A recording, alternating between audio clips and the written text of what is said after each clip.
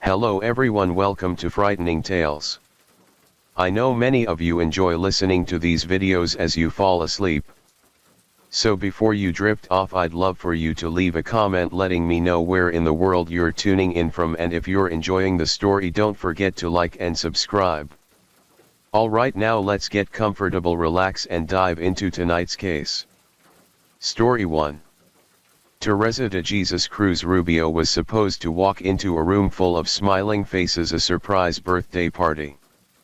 Planned down to the last detail was waiting for her. Balloons swayed in the air, candles stood unlit on a cake, and family members whispered excitedly, ready to shout happy birthday.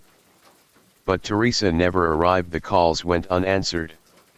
The minutes turned to hours. Concern spread like wildfire among her loved ones. Something was wrong. Her sister, unable to shake the growing unease, drove to Teresa's house expecting an explanation, a forgotten phone, a harmless delay. What she found instead would haunt her forever. Inside the home, silence hung thick, suffocating. Then she saw it, Teresa's body, and then a head. She had been decapitated. It was lying beneath a blanket as if someone had tried to cover up the horror. Her head severed from her body, thrown nearby. Blood was everywhere, splattered on the walls, pulled on the floor, staining the very home where she should have been safe. Officers who arrived at the scene found her lifeless body, scarred with stab wounds, her abdomen, chest and arms bearing the marks of what looked like savagery. The house was eerily still, but then they noticed something. There was water running. The shower was still on. In the sink sat a bloody kitchen knife, the murder weapon,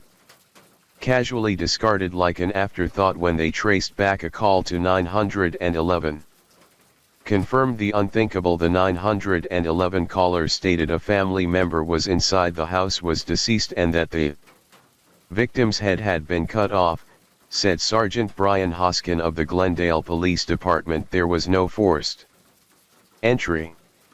Teresa had let the killer in, and the truth was more horrifying than anyone could comprehend. Her own son had done this. Alejandro David Gonzalez, just 24 hours out of jail, had murdered the woman who gave him life, but he was gone. In the quiet neighborhoods of Glendale, Arizona, life usually felt peaceful.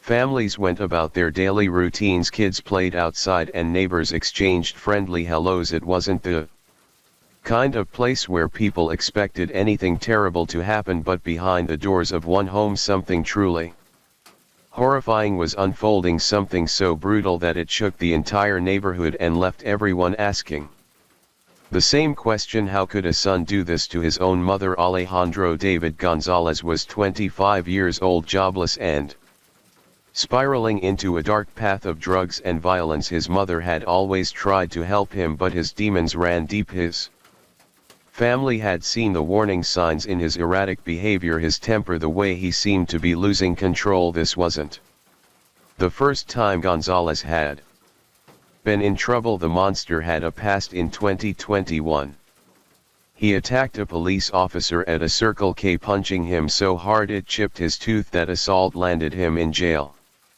and by 2022 he pleaded guilty. He spent nearly a year behind bars before being released, but he didn't stay out of trouble for long. Days before his mother's murder, he was arrested for breaking a window at a fry food gas station, a senseless act of destruction. Another sign that something inside him was unraveling. Just a day before the murder, Alejandro David Gonzalez was walking out of jail, supposedly getting a second chance. On September 26, 2024, his mother, Teresa de Jesus Cruz Rubio, was the first person waiting for him. Like any mother, she hadn't given up on her son. She picked him up, took him for lunch, and brought him back home, probably hoping that this time things would be different, that maybe, just maybe, he'd turn his life around. She had no idea she was inviting a monster into her home. We may never know what exactly happened inside that house, what words were exchanged, what final thoughts Teresa had as the son she had raised, the son she had loved, turned on her in a drug-fueled rage. What we do know is that it wasn't a quick or merciful death. Teresa suffered multiple stab wounds, her abdomen, her chest, her arms. She fought, she must have fought, but it wasn't enough. Gonzalez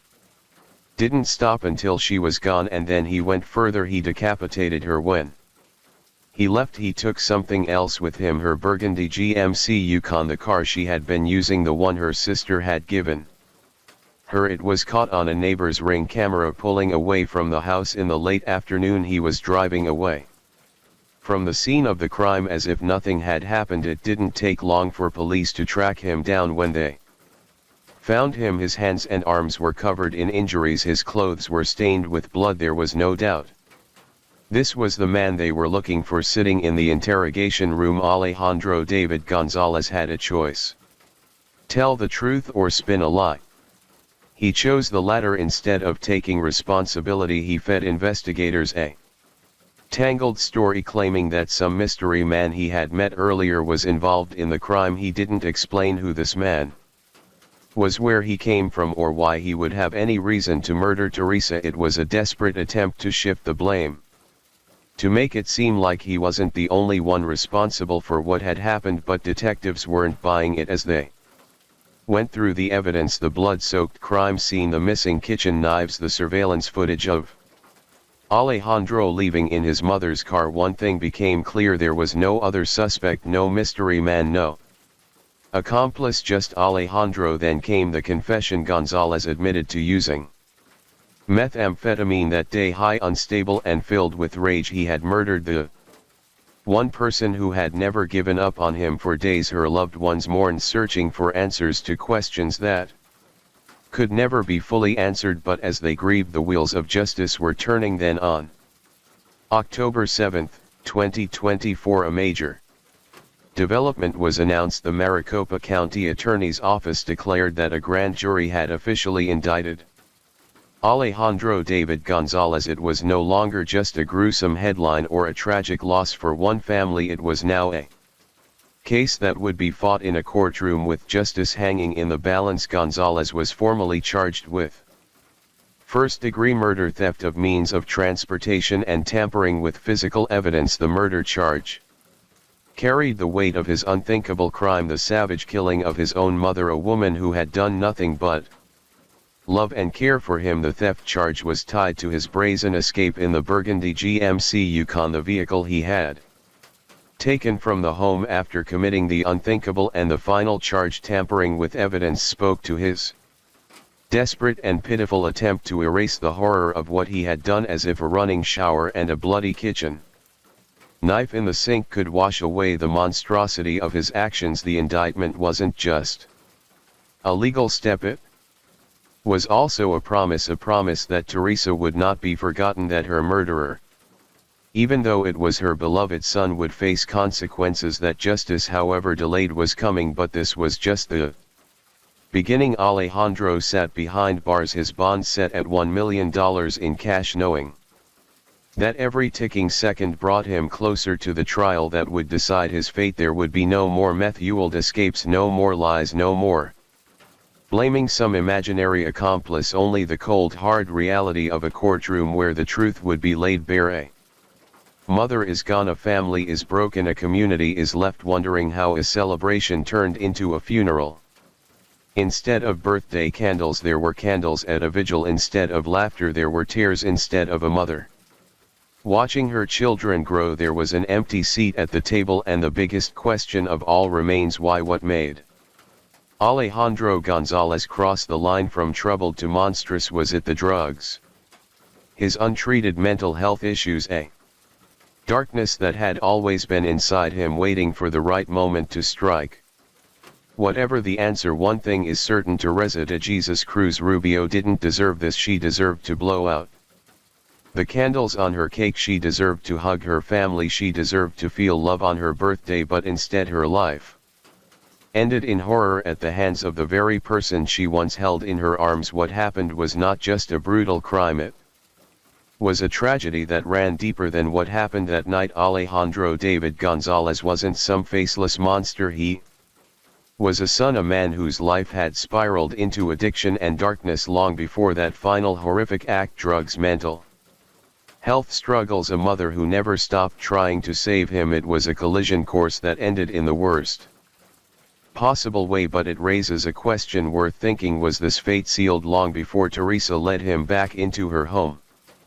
Could something have been done earlier to stop it, or was this always where the path was leading now as the courtroom waits for justice? Glendale isn't just mourning Teresa, they are mourning the loss of what could have been a mother's life, a son's future, and the haunting reality that love alone wasn't enough to save them. Can justice ever be enough for a crime with this level of monstrosity? Story 2. The Jacobson family had everything: wealth, success, and a beautiful home in Wellington, Florida. From the outside they were the picture of a perfect, loving family, but if there's one thing we've learned, it's that appearances can be deceiving. Beneath the surface, hidden behind the walls of their dream home, was a story far darker than anyone could have imagined, and on what should have been a joyful birthday celebration for these two little boys, everything unraveled in the most heartbreaking way, leaving a tragedy so profound that the entire nation would never forget their names. And trust me when I say this is the kind of case that will stay with you for days, leaving you with one haunting question: what kind of father could pull the trigger on his own family? To truly understand the story, we have to go back to 1989, when Neil Mason Jacobson first met Frankie Susoff. Their paths crossed at a gym in Bayside, Queens, New York, where they both lived and worked at the time. From the very beginning they seemed like the perfect match, both ambitious, successful, and thriving in their careers. Frankie was making a name for herself at the prestigious Lehman Brothers, a powerhouse in the financial world, while Neil had already built his own boutique firm on Long Island. They were young, driven, and on the path to what many would call the American dream. Those who knew them spoke highly of their relationship, describing it as one built on deep admiration and affection. Frankie was completely devoted to Neil, and in return he was seen as the charismatic, kind-hearted man who had everything going for him within his family and social circle. He was often regarded as the golden boy, intelligent, charming, and seemingly unstoppable. He had a way of making things work, and to everyone around him he and Frankie appeared to be the perfect couple. It wasn't long before they took the next step, getting married and settling into Neil's home in New Jersey. Their transition into married life was effortless. Neil continued to grow his career in mortgage banking, eventually launching his own mortgage brokerage firm, while Frankie remained dedicated to her work in finance. Together they built a comfortable and fulfilling life filled with shared passions and adventures. They were the kind of couple who did everything together: bicycling, scuba diving, weekend getaways to the countryside, creating memories that only strengthened their bond. From the outside looking in, they had it all, but despite their seemingly perfect marriage, there was one thing missing: children. They longed to start a family, but the journey to parenthood was not an easy one. For years they faced the devastating reality of infertility, enduring the exhausting process of multiple fertility treatments, each one bringing a wave of hope and heartbreak.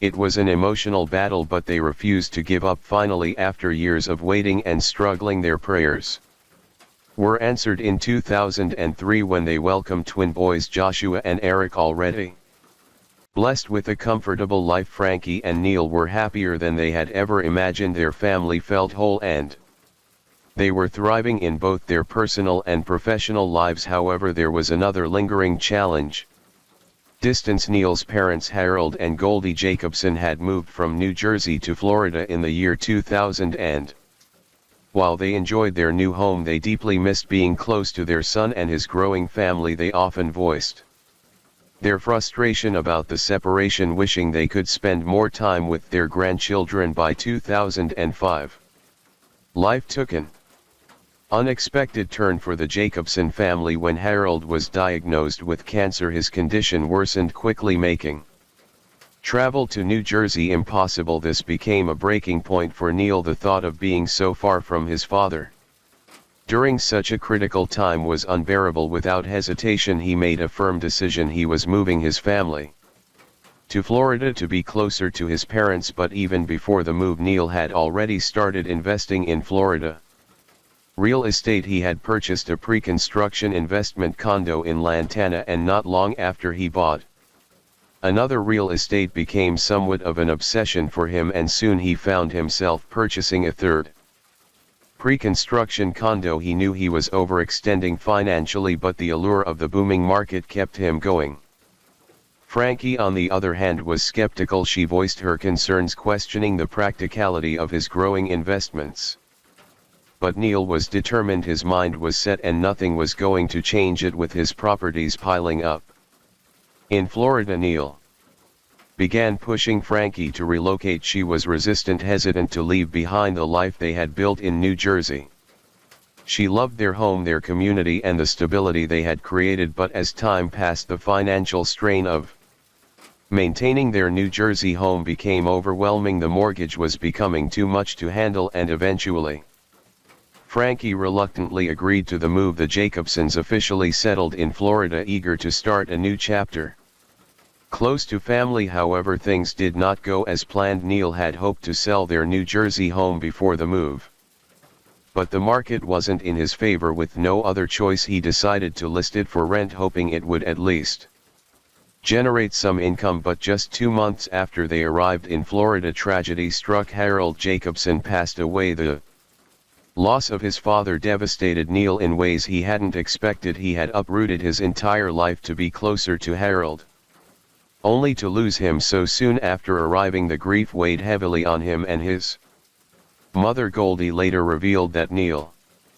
had struggled with his mental health from a young age. She recalled that as a teenager he had been diagnosed with obsessive-impulsive disorder, an issue that had plagued him for years. Doctors had noted that Neil had an overwhelming desire to be the perfect child, a pressure that had followed him into adulthood. As the years passed, his struggles with anxiety only grew, and soon things took an even darker turn. The Great Recession hit Florida hard, and Neil, who worked as a mortgage broker, found himself in an increasingly difficult situation. The real estate market collapsed, and the once thriving business that had allowed him to invest so freely was now crumbling beneath him. The financial security he had worked so hard to build was slipping away, and as the weight of his losses grew heavier, so did the cracks in his once stable world. The Florida condos he had invested in before relocating were quickly turning into a financial nightmare, burdened with subprime mortgages. Their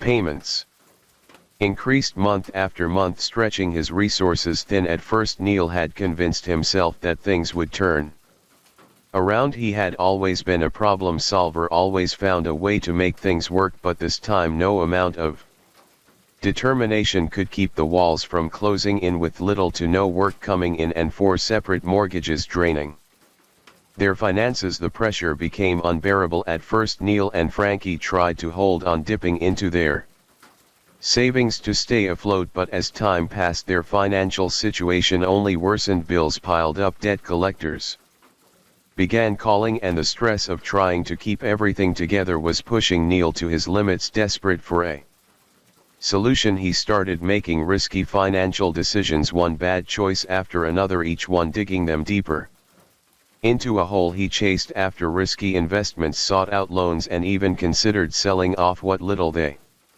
had left, all in a futile attempt to stop the inevitable collapse. Eventually, the weight of it all became too much to bear. The financial juggling act had run its course, and Frankie, exhausted and drained, made the painful decision to stop paying the mortgages on their 3 Florida condos. It was a move that felt like surrender, but they had no choice. There was simply no more money left to give. By the year 2008, the pressure of Neil's business failures had begun to take a serious toll on his health. At first, it started with minor complaints, aches and pains that he couldn't quite explain, but as time went on, his symptoms worsened. He became sluggish, struggling to muster the energy for even the most basic tasks. His body felt heavy, his mind clouded. There were random bouts of dizziness that left him feeling unstable, and he found himself unable to focus the way he used to. Concerned, he visited the family doctor, who ordered a blood test in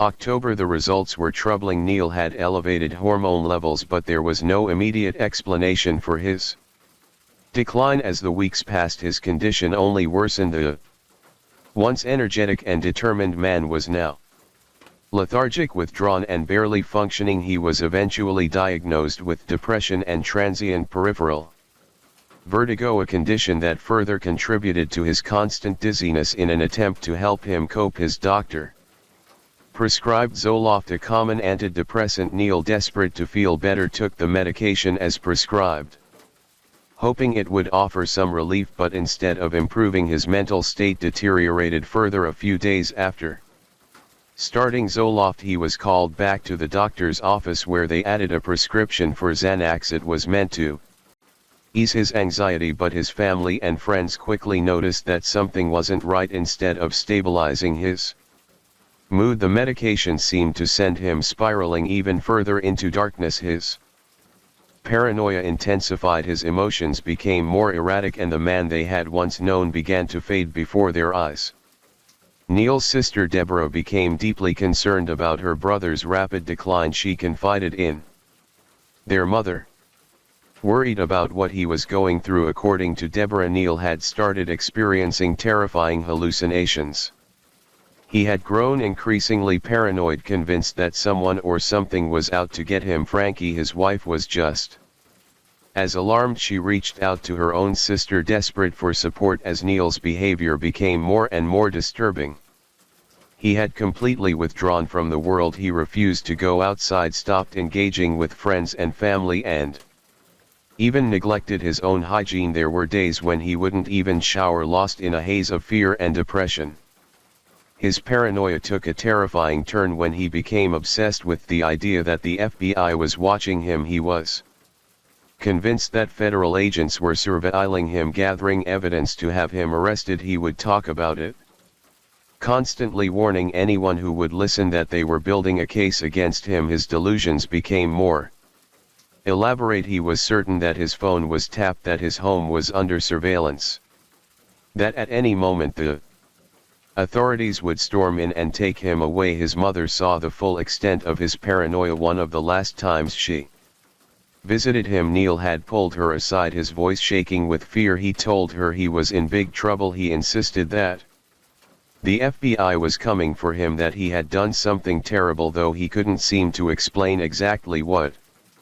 The fear in his eyes was real, raw, and overwhelming. But before we continue, I need to ask you something. Cases like this, where someone leaves behind a trail of warning signs before doing the unthinkable, are more common than we'd like to admit. We've covered story after story where red flags were everywhere, yet somehow no one managed to stop the disaster before it happened. So if you ever noticed someone you knew showing these signs, acting strangely, withdrawing, saying things that just don't sit right, what would you do? Would you step in? Would you know what to say? I really want to hear your thoughts on this. Now back to the story. As Neil Jacobson's mind unraveled, so did his grip on reality, and on that fateful day, January 23, 2010, the darkness he had been wrestling with for months finally took over, and what happened next would shock everyone who had ever known him. That morning, Neil stood before his wardrobe, fumbling with the top shelf, his hands shaking as he retrieved a loaded gun. His wife Frankie,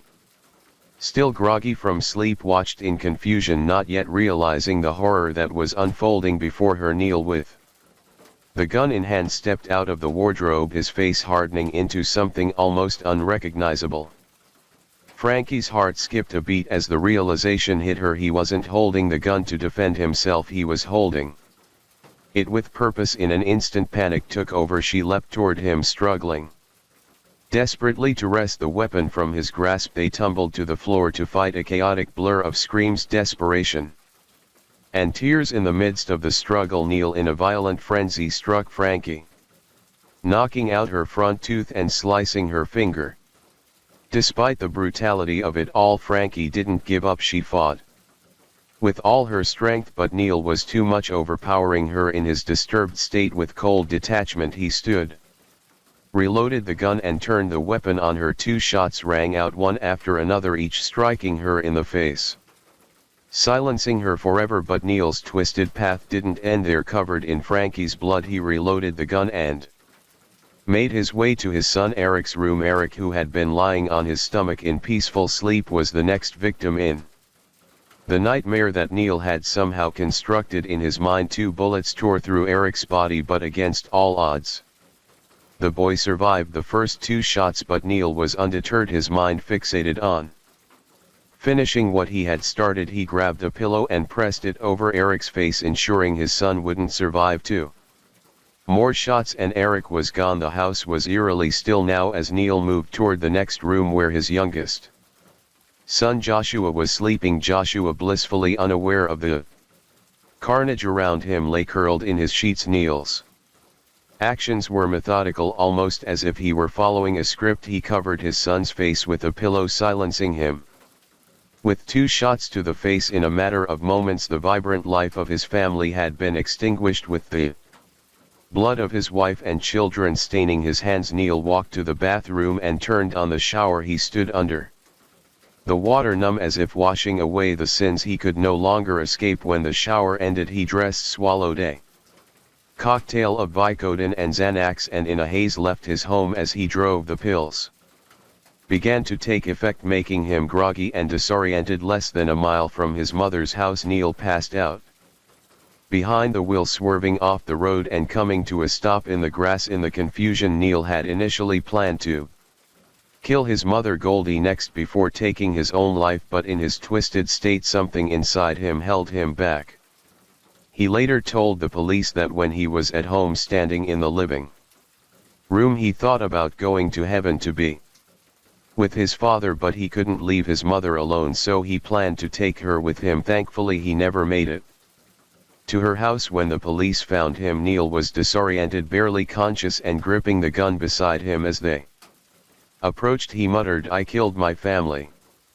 In a dazed, broken voice. The investigation raised many questions. Was Neil a victim of the side effects of his medications, or had he planned this horrific act all along? A suicide note found later suggested that Neil may have been preparing for this moment, leaving many to wonder whether he was driven by his medications or if he had at some point simply snapped. And as what you might expect from the very beginning, Neil's defense centered around his mental state. His attorneys argued that he had been suffering from severe depression, anxiety, and paranoia, all of which had been worsened by the medications he was taking. They described a man overwhelmed by financial ruin, haunted by the fear that the FBI was watching him, and convinced that there was no way out. His legal team insisted that he had not acted out of hatred or rage, but had instead been driven to an unimaginable breaking point due to the side effects of his prescription drugs.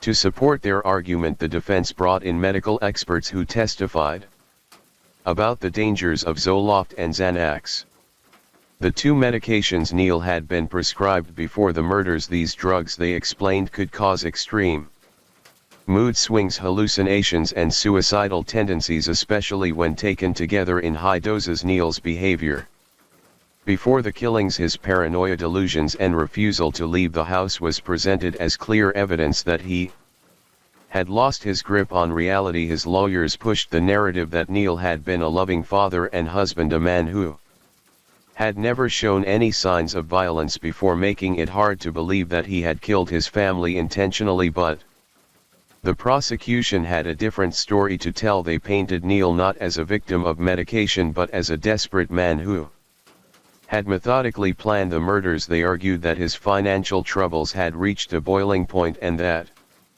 instead of facing them, he had chosen to take his family's lives in an act of ultimate control. They pointed to the way he had executed the killings, retrieving his gun, reloading it multiple times, and ensuring that no one survived to them. This was not the act of a man lost in a haze of confusion, but one who had made a deliberate and calculated decision. One of the most compelling pieces of evidence against Neil was the suicide note found in his home. The note indicated that he had thought through his actions and accepted what he was about to do. It wasn't the frantic scribblings of someone in the middle of a psychotic episode. It was organized, reflective, and, in the prosecution's view, proof of premeditation. If he had truly been unaware of his actions, why would he have left behind such a message. The prosecution also called witnesses to testify about Neil's behavior leading up to the murders. His sister Deborah had noticed a dramatic shift in his personality. He had become increasingly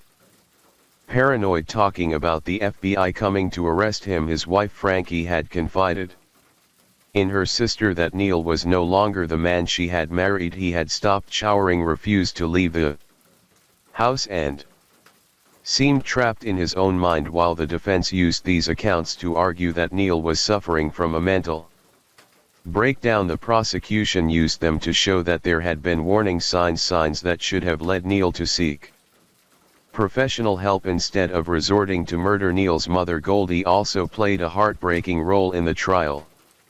She had been one of the last people to see him before the tragedy. When she recalled how Neil had told her mom, "I love you no matter what happens," the courtroom fell silent. At the time she hadn't thought much of it, but in hindsight it was clear he had been preparing for what he was about to do. Goldie, who had always seen her son as a kind and loving man, struggled to reconcile the Neil she knew with the one on trial for murder. As the trial progressed, the jury was left to decide whether Neil Jacobson had truly been in a state of drug-induced psychosis, or if he had coldly and deliberately murdered his wife and children. The prosecution emphasized that Neil had made a series of conscious choices, loading his gun, aiming at his loved ones, pulling the trigger multiple times. They argued that no matter what struggles he was facing, nothing justified what he had done. The defense, on the other hand, urged the jury to consider his mental state, to see him as a broken man who had been consumed by fear, paranoia, and desperation. After days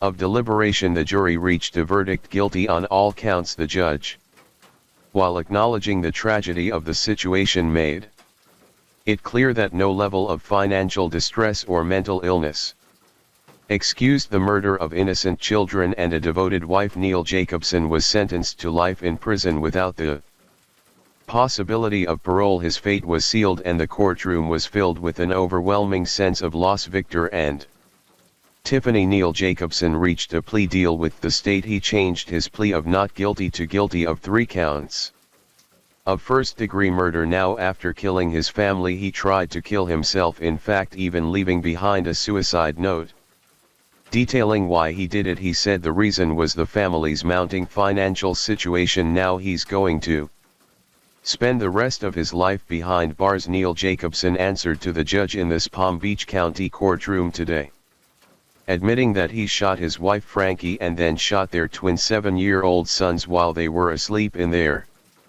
Wellington home back in 2010. But when it was the family's turn to speak in court, Neil held his head and never looked up. "There's not a day that goes by that I don't hear my sister saying, 'Good morning, Sherry. Good morning, Sherry. What are you doing today? What did you eat for breakfast today? Good morning, Robin. How are you?" Even after the trial ended, many questions remained. Could this tragedy have been prevented if Neil had received a different treatment? Were the medications to blame, or was he simply a man who refused to face his failures? No one could say for certain. What was undeniable, however, was that a mother and 2 young boys had lost their lives in the most horrific way possible, and nothing could ever undo that.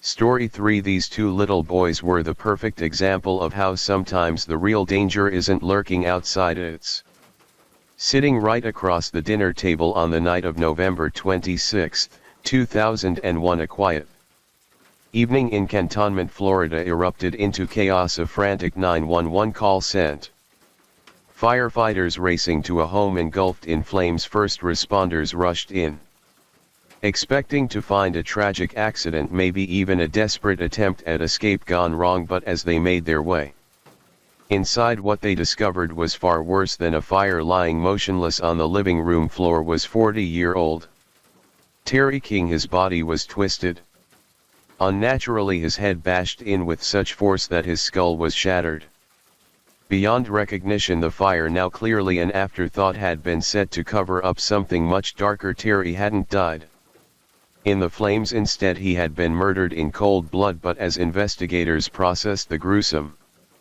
Soon they quickly realized something even more disturbing. Terry's two sons, 13-year-old Derek and 12-year-old Alex, were nowhere to be found. At first the situation seemed like an unspeakable tragedy: a father dead, his children possibly kidnapped, or even worse, trapped inside the burning house. But the truth that unfolded over the next few hours was something no one could have expected. When authorities located Derek and Alex nearby, the boys didn't run, they didn't cry, they didn't even hesitate. Instead, they calmly confessed they had taken a baseball bat, crept into their father's room while he slept, and repeatedly beat him until his skull caved in, and then, as if that wasn't horrifying enough, they set the house on fire in an attempt to erase their crime. At first their reasoning seemed simple. They claimed their father was too strict, that his punishments were too harsh, spankings, rules, a home with too many restrictions. That was why they did it, they said. But something about their confession felt off. Their words were rehearsed, their emotions strangely absent, and then just as quickly as they had admitted to the crime, they changed their story. Now they said they weren't acting alone. A new name surfaced: 40-year-old Ricky Chavez, a local man who had been a family friend. According to the boys, Chavez had manipulated them, convinced them to kill their father, and after the crime took them in, washing their bloody clothes and coaching them on what to say. He had given them a place to stay, a place where they wouldn't have to follow rules or face their father's discipline. But when pressed for details, the story changed yet again. Suddenly Derek and Alex claimed that they never killed their father at all. Ricky Chavez had done it. They insisted he had beaten Terry to death, then forced them to take the blame. Each new version of events contradicted the last, leaving investigators struggling to separate truth from lies. But then a chilling revelation came to light, one that would shake the case to its core. Alex revealed that his relationship with Ricky Chavez wasn't just that of a family friend. According to him, Chavez had manipulated him into believing they were in love. He described a twisted dynamic where Chavez, a grown man, had taken advantage of him, convincing him that they shared something special. With every revelation, the case became more unsettling. Was this the story of two boys rebelling against an overly strict father, or were they victims themselves, manipulated by a predator who had used them to carry out his own dark agenda? Did you write some notes and letters about how you felt about Ricky Chavez? Yes sir, I'm going to show you some of my market statements at the number 10 for notification purposes. Is this your handwriting? Yes sir. Before we begin to dissect every inch of this case, let's take a moment to understand the King family first. Terry Lee King was born in Florida on April 17, 1961. He met Janet Little at a young age, and by the time Terry was 23, the two had started living together. They went on to have two sons: Derek, born in 1988, and Alex, who followed just 14 months later. Life wasn't easy for the young couple. Financial struggles weighed them down, and by the time their boys were just toddlers, things took a turn for the worse. Their relationship fell apart, but even after breaking up, Terry and Janet continued living under the same roof for about 2 years. During this time, Janet gave birth to twins fathered by another man. Despite their split, Terry attempted to co-parent all 4 children with Janet, trying to make the best of a complicated situation. But raising 4 young children with limited resources became overwhelming. Desperate for a solution, the couple turned to the Heritage Christian Academy, a church-run institution that provided shelter for struggling families. The director introduced them to the idea of open adoptions, assuring them that their children would live with new families while still staying in touch with their biological parents. Believing this was in their children's best interest, Terry and Janet made the heartbreaking decision to give them up soon after Janet moved out of Terry's home, leaving him behind to start over. Terry picked up another job, but it paid little and he was barely getting by. 8 months later, another blow hit the family. The church shut down. Unable to afford the costs of caring for the children, the 4 siblings were separated, each sent to different families across the state. Derek and Alex, once inseparable, were now miles apart. Alex in particular struggled. No matter how much his new family tried, he couldn't adjust. He cried endlessly. Mourning the loss of his father, his distress became so unbearable that his foster parents ultimately sent him back to Terry. The boy clung to his father like a lifeline, refusing to be apart from him again. While Terry worked, Alex would sit quietly in the lunchroom playing by himself, and at night he made a makeshift bed by pushing two chairs together, anything just to be near his dad. Meanwhile, dear Rick took a different path as he grew older. His rebellious streak intensified. By the year 2001, Janet received a call from his foster parents. They could no longer handle him. They were at their breaking point, and just like that, Derek was sent back to Terry, reuniting with his younger brother. Around the same time, Janet had moved to Lexington, Kentucky after marrying another man. While Terry had finally reached some stability, he had bought a rental home with a large garden, creating what seemed like a fresh start for his boys. Derek and Alex were enrolled at Ransom Middle School, and at first things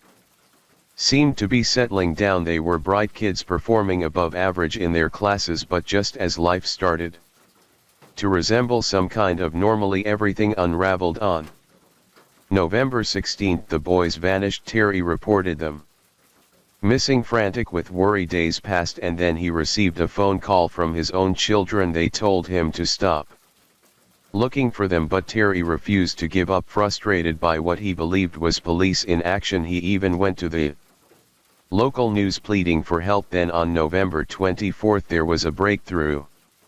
Derek was found wandering near a wooded area in Pace. The next day, Alex resurfaced returning home. Neighbors saw the three of them together, preparing to leave the house to visit a friend. It looked like things might return to normal. Later that night, they came back home, but within hours their house was engulfed in flames. Firefighters rushed to the scene, but what they found inside was far more horrifying than the fire itself. Authorities quickly pieced together the gruesome truth. The attack had happened in the dead of night. Terry had been asleep in his recliner, completely unaware that his own children were lurking in the shadows. Derek, gripping an aluminum baseball bat, struck the first blow, then another and another. It was a ruthless, frenzied assault. The man who had fought so hard to keep his sons together was left unrecognizable. His skull had been shattered as his lifeless body lay there. The boys set the house on fire, hoping the flames would erase the evidence, but fire doesn't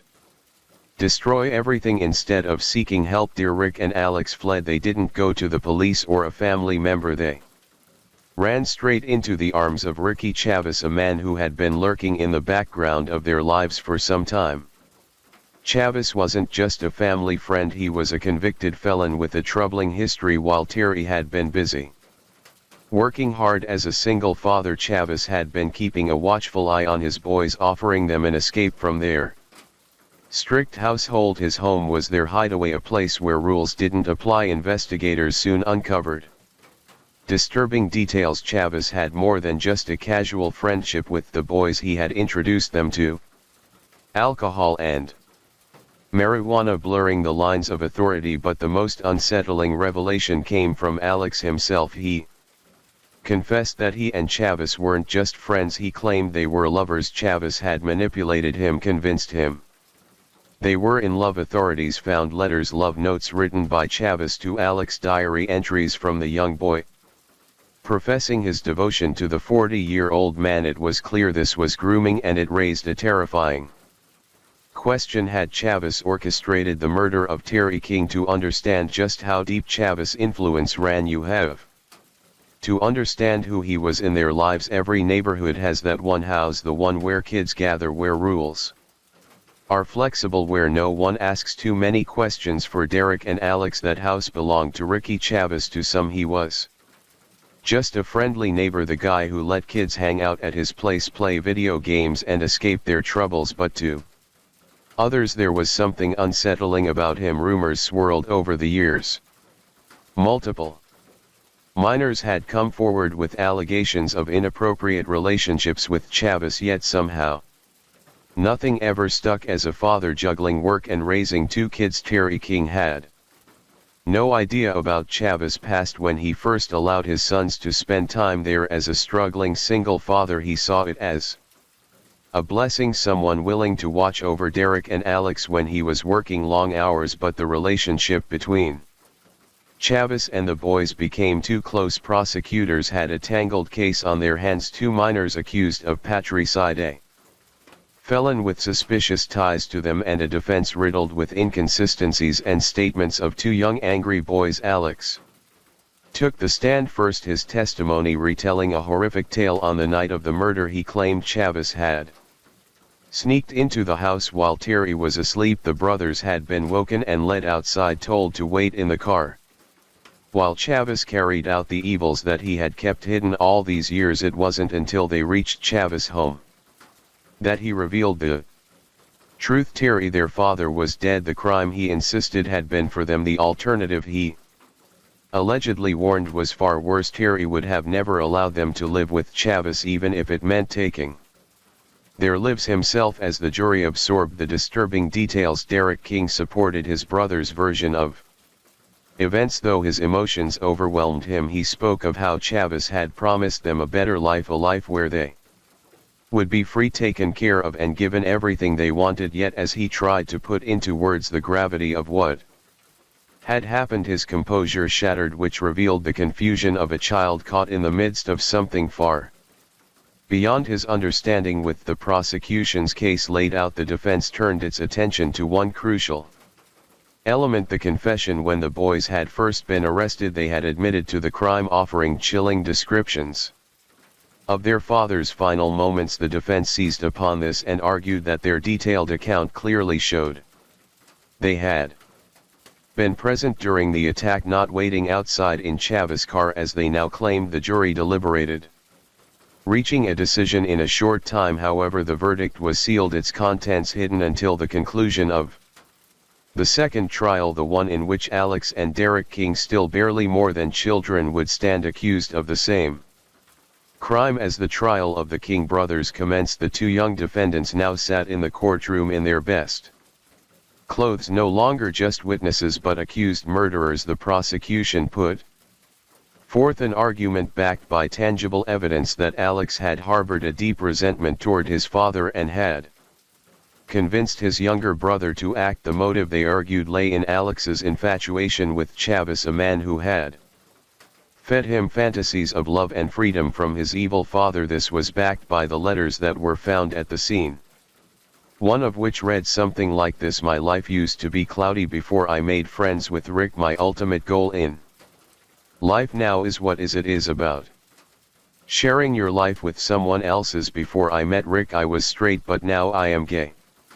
Unlike before, Derek did not testify, but Alex once again took the stand. The court listened as the prosecution introduced the deeply unsettling letters written by the boy, in which he described how Chavez had changed him, how he no longer saw himself as straight, how his ultimate goal in life was to be with the older man. These letters, the prosecution argued, showed the dangerous and strong influence Chavez had over Alex, an influence firm enough to push him toward murder. The defense, however, turned the focus back to Chavez. They painted him as a manipulative predator who had lured the boys into his grasp, exploiting their troubled home life and preying on their vulnerabilities. He had given them gifts, let them indulge in forbidden pleasures, and most importantly convinced them that Terry King was the enemy to Alex and Derek. He had been the savior they thought they needed until they were left alone to take the fall. The jury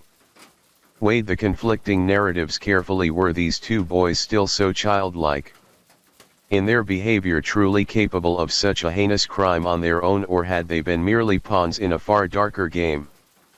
The final answer came swiftly. In just 5 hours, the verdict was in. Alex and Derek King were found guilty. Their knowledge of the crime scene, their shifting testimonies, and their own confession ultimately convinced the jury that they had been present when their father was murdered. Yet the court also seemed to acknowledge the complexities of the case. As most children their age prepared to return to school, Alex and Derek King prepared for a very different kind of future, a future inside the walls of Florida's juvenile detention centers.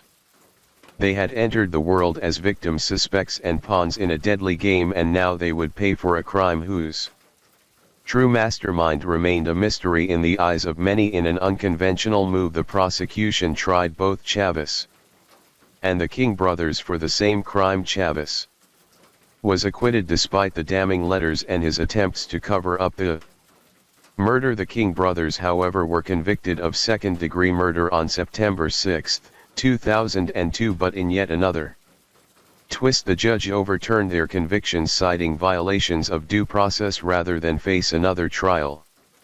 The prosecution and defense reached a plea deal. Both Derek and Alex pleaded guilty to third-degree murder. Derek was sentenced to 8 years, Alex 7, but was justice truly served? Why did nobody consider the disturbing relationship of a minor with a convicted felon? Almost nobody would ask this question. Derek and Alex King entered prison as children and left as men long after the trials had ended and the headlines had begun to fade. The King brothers still had those who remained invested in their fate. Among them was journalist and writer Catherine Medico, whose interest in their case had shifted from professional to deeply personal. What had started as research for a book had transformed into an emotional bond, particularly with Alex.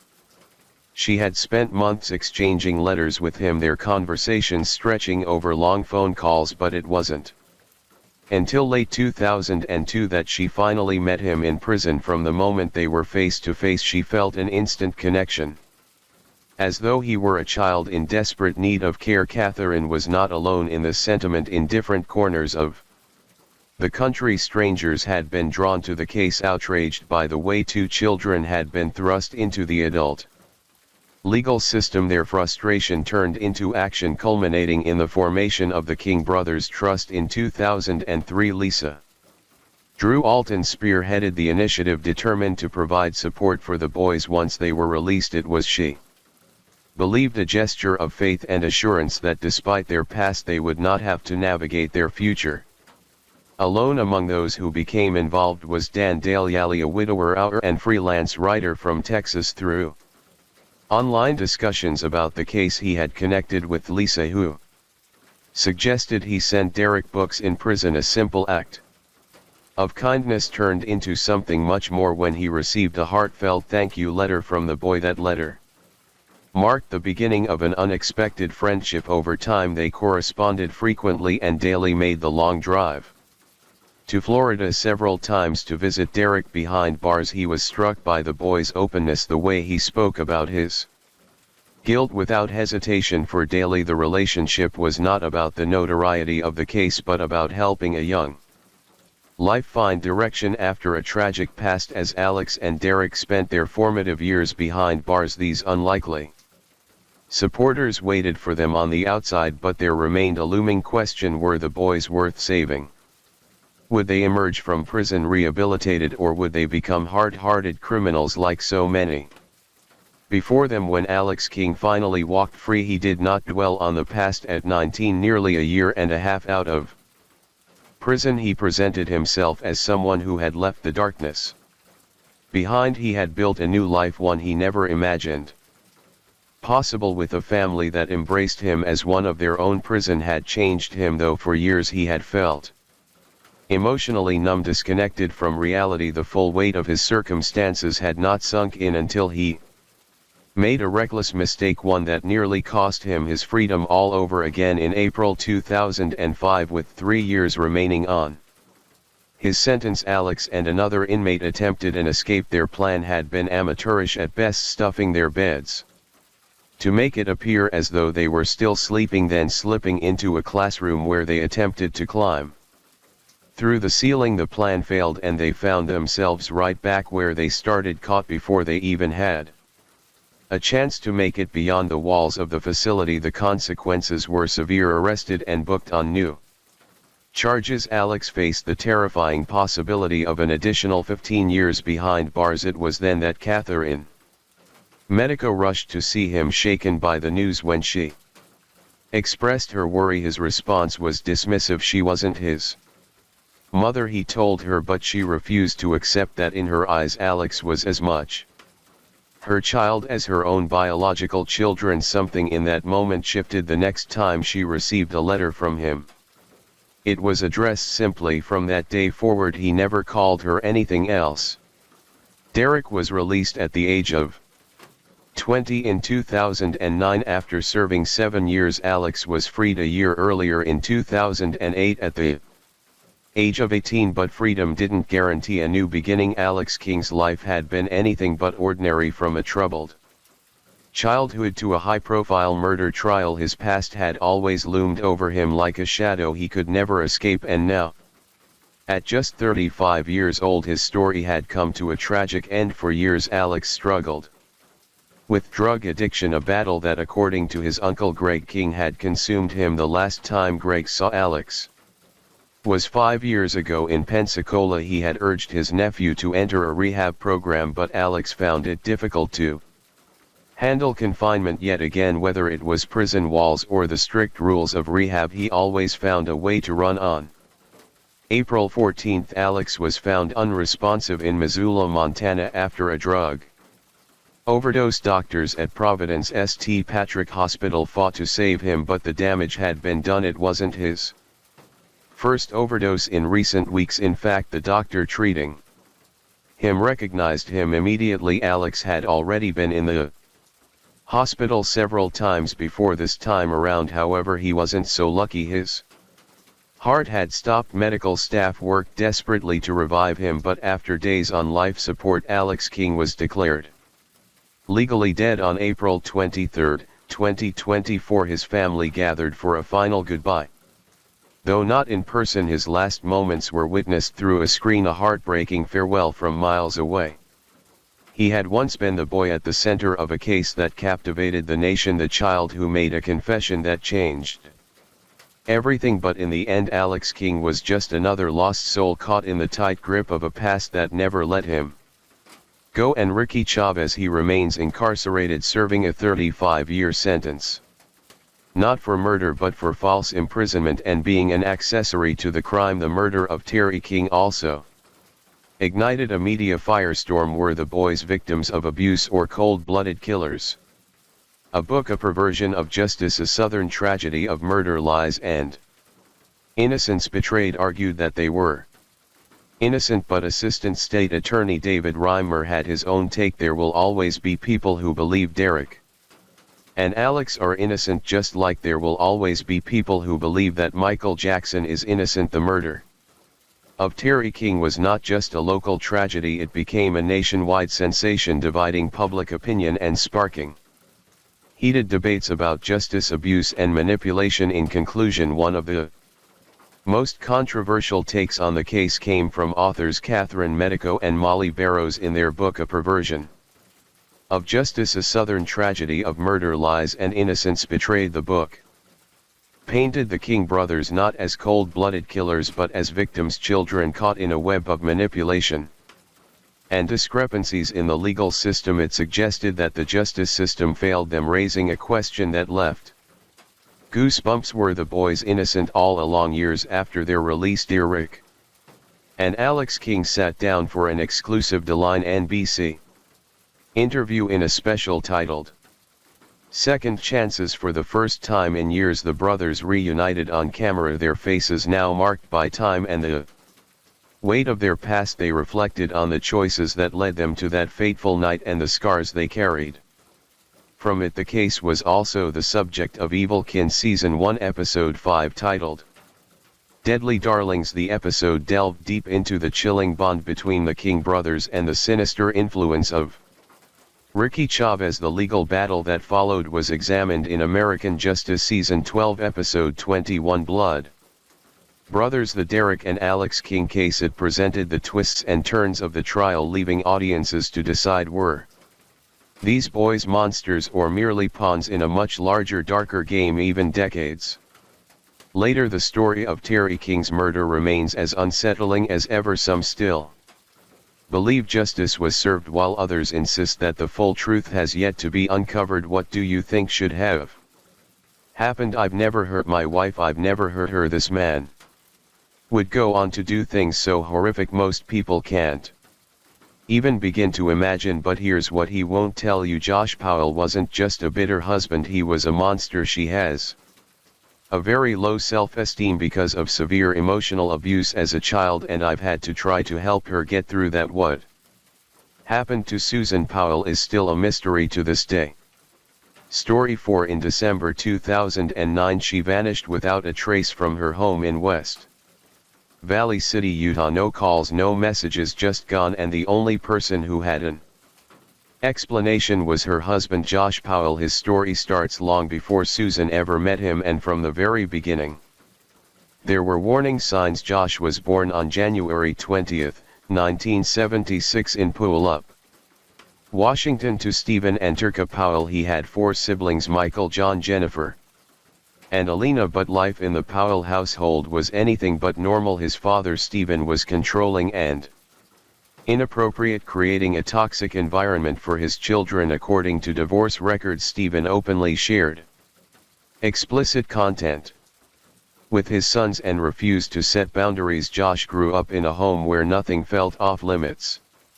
Even adult content would play in front of the kids, and it showed in his behavior. As a teenager, he once killed his sister's pet gerbils out of anger. Another time he held a knife to his mother's throat during an argument, and when things didn't go his way, he threatened to kill himself. In the year 2000, Josh met Susan Cox at a church dinner. She was kind, hardworking, and full of life. Within a year they were married. But Susan had no idea what she was walking into. For a while they lived with Josh's father Stephen in Washington, and that's when things got deeply disturbing. Stephen became obsessed with Susan. He followed her around with a camcorder, used a small mirror to spy on her while she used the bathroom, stole underwear from her laundry, read her journals, and posted love songs online under a pseudonym. One day he finally confessed his feelings to Susan. The entire conversation, including the rejection in Susan's horrified voice, was accidentally recorded on his own camcorder. That was the final straw. Josh and Susan packed up and moved to Utah, hoping to put Stephen behind them. For a while things seemed to settle down. Josh and Susan had 2 sons, Charlie and Braden. They moved to West Valley City, Utah, hoping for a fresh start. But behind the scenes, Susan's life was becoming more and more suffocating. Susan's friends could see how miserable she was. She told them Josh barely showed her any affection. It was like he was keeping her at arm's length, shutting her out completely. By the summer of 2008, things had hit rock bottom. Josh and Susan were constantly arguing, sometimes in front of their kids. He had become more controlling than ever, making all the decisions and leaving Susan feeling trapped. Their marriage wasn't just struggling, it was crumbling. Josh took complete control of their finances, forcing Susan to rely on him for even the smallest expenses. He cut back on grocery money, refused to buy her new clothes, and even made her account for every dollar she spent, while Josh kept their bank accounts under lock and key. He had no problem spending on himself. He wasted thousands while Susan struggled to afford basic necessities. Then there was the car. They had 2 vehicles, but Josh insisted that the family car was his to use. Instead of letting Susan drive to work, he forced her to ride a bike no matter the weather, no matter how exhausted she was. He also began pulling away from their shared faith. The couple had been active members of the Church of Jesus Christ of Latter-day Saints, but as time went on, Josh refused to go with Susan and the boys. He mocked her for believing, made excuses to skip services, and discouraged her from participating. But the worst betrayal was that he refused to cut ties with his father, even though Susan had made it clear that Stephen was dangerous, disgusting, and not someone she wanted near their family. But Josh didn't care. He continued talking to his father, ignoring Susan's fears, and even let their young sons have contact with him. By 2007, Josh had racked up over $200,000 in debt. The financial stress added to their marital problems, and Susan knew things were spiraling, so she started documenting everything. In 2008, she recorded a video showing damage in their home that she blamed on Josh. That same year she wrote a secret will where She chillingly stated, "If I die it may not be an accident even if it looks like one." And just a year later she would vanish without a trace. Then her oldest kid would refuse to talk about her. "Charlie, has anybody talked to you about your mom?" "No, she got lost somewhere." "Tell me about your mom getting lost. You didn't see where she got lost. Where was the last place you did see her?" "John knows." "John does?" "Yeah, because he's one of the uncles that lives with my family." "He lives with your family and he knows what he went where Susan went?"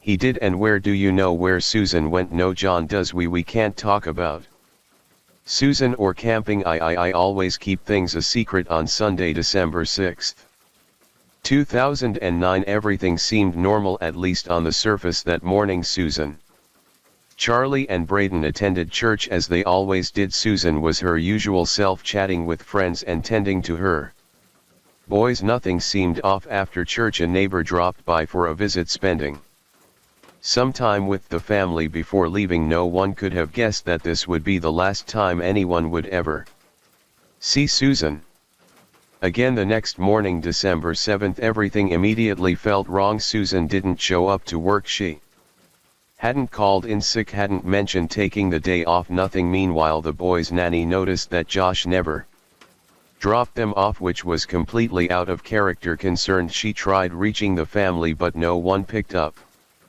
As the hours passed with no word from either Susan or Josh, worry turned into fear. Josh's mother Tarika and his young sister Jennifer Graves heard about the situation and rushed to the house. When they arrived, they found the doors locked, the curtains drawn, and no sign of anyone inside. The eerie silence only made things worse. They knocked, they called, nothing. Now in full panic mode, they contacted the police. Officers arrived and broke into the home, fearing the family might have suffered from carbon monoxide poisoning or some other emergency. What they found inside was unsettling. The house was empty, but something was off. Susan's purse, wallet, and identification were still there, sitting untouched. Her cell phone was later found inside the family's only vehicle, a Chrysler Town and Country minivan that Josh had been using. It had been turned off. There was no sign of struggle, but something caught the officers' attention immediately. Two box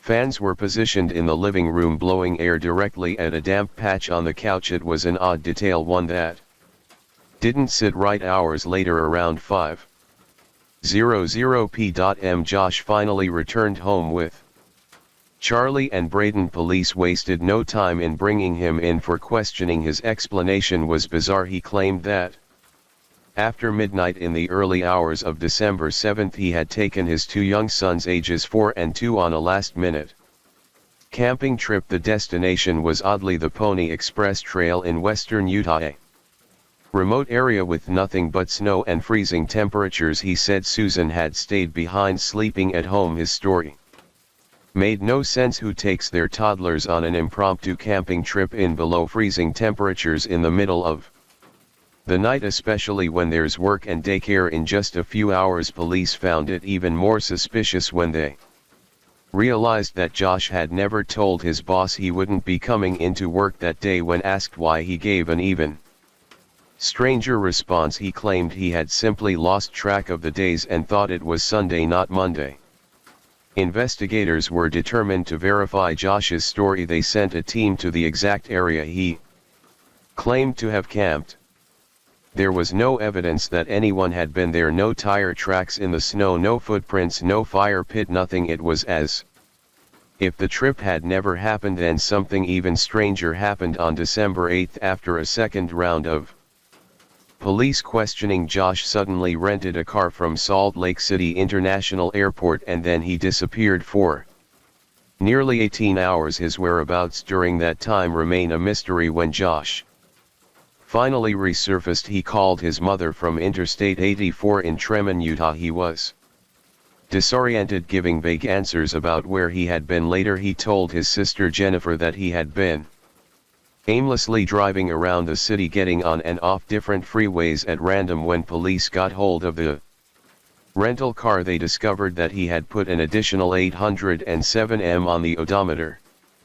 Where did he go? What was he doing? To this day no one knows, but one thing was becoming painfully clear: Josh Powell was hiding something. 2 days after Susan's disappearance, police searched the Powell home again. This time they uncovered something unsettling on the floor. They found traces of Susan's blood, not a lot, but enough to raise serious questions. And then inside the house they came across something even more unsettling: life insurance policies on Susan totaling $1.5 million and a handwritten letter from Susan herself. In it she detailed her growing fear for her life. She had been terrified of Josh, and now she was missing. Years later, DNA tests confirmed that one of the blood samples belonged to Susan, but another sample came from someone else, an unknown male contributor. To this day his identity remains a mystery as police dug deeper into Josh's actions after Susan's disappearance. His behavior became even more suspicious. He drained her retirement accounts, cancelled her regular chiropractic appointments, and pulled his sons out of daycare, all within days of her going missing. It was as if he was erasing her from their lives. And then there was something even more disturbing.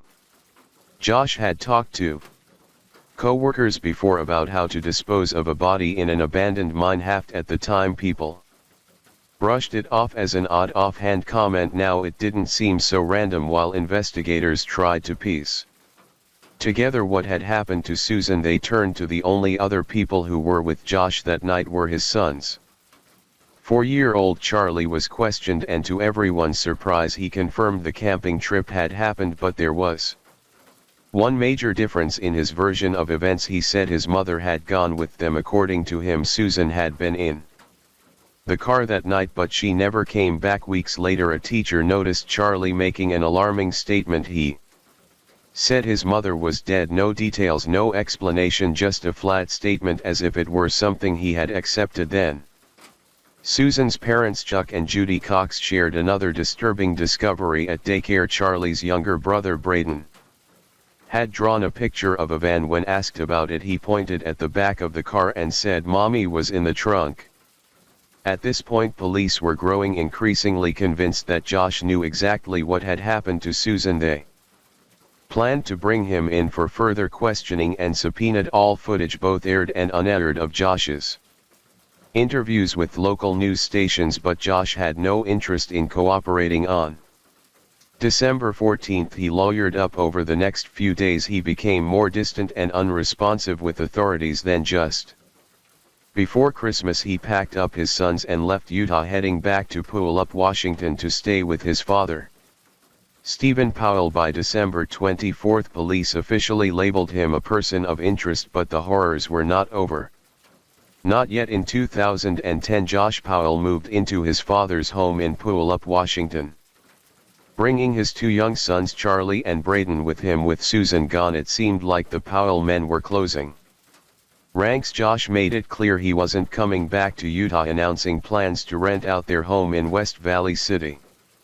Some reports suggested that he left after losing his job, but to those who knew him it felt like he was running from something. Not long after settling in Washington, a website called SusanPowell.org popped up. It claimed to be the official website of Susan Powell, but instead of focusing on finding her, it was dedicated to defending Josh. The posts accused Susan's family, her arranged sister-in-law Jennifer Graves, and even the LDS Church of launching a smear campaign against Josh. Some of the posts went even further, suggesting Susan had run off to Brazil with another missing person journalist, Stephen Kucher, a bizarre and completely baseless theory. It didn't take long for people to connect the dots. Josh and his father Stephen Powell were almost certainly the ones behind the site. Then by late 2010 the Powells made an even more shocking claim. Susan had been mentally ill and had abandoned her family. It was a last-ditch effort to rewrite the narrative, but Susan's parents immediately shut it down. There was absolutely no evidence that Susan had left voluntarily, let alone that she was unstable while Josh was doing everything he could to paint himself as the victim. Police turned their attention to his father Stephen Powell. A family friend had come forward revealing that Stephen had Been obsessed with Susan for years. When investigators seized Stephen's computers, they found 500 images of Susan, many of them taken without her knowledge. These weren't just regular pictures, they were disturbingly invasive close-ups of her body. At the same time, police started looking into Josh's brother Michael Powell after he did something suspicious.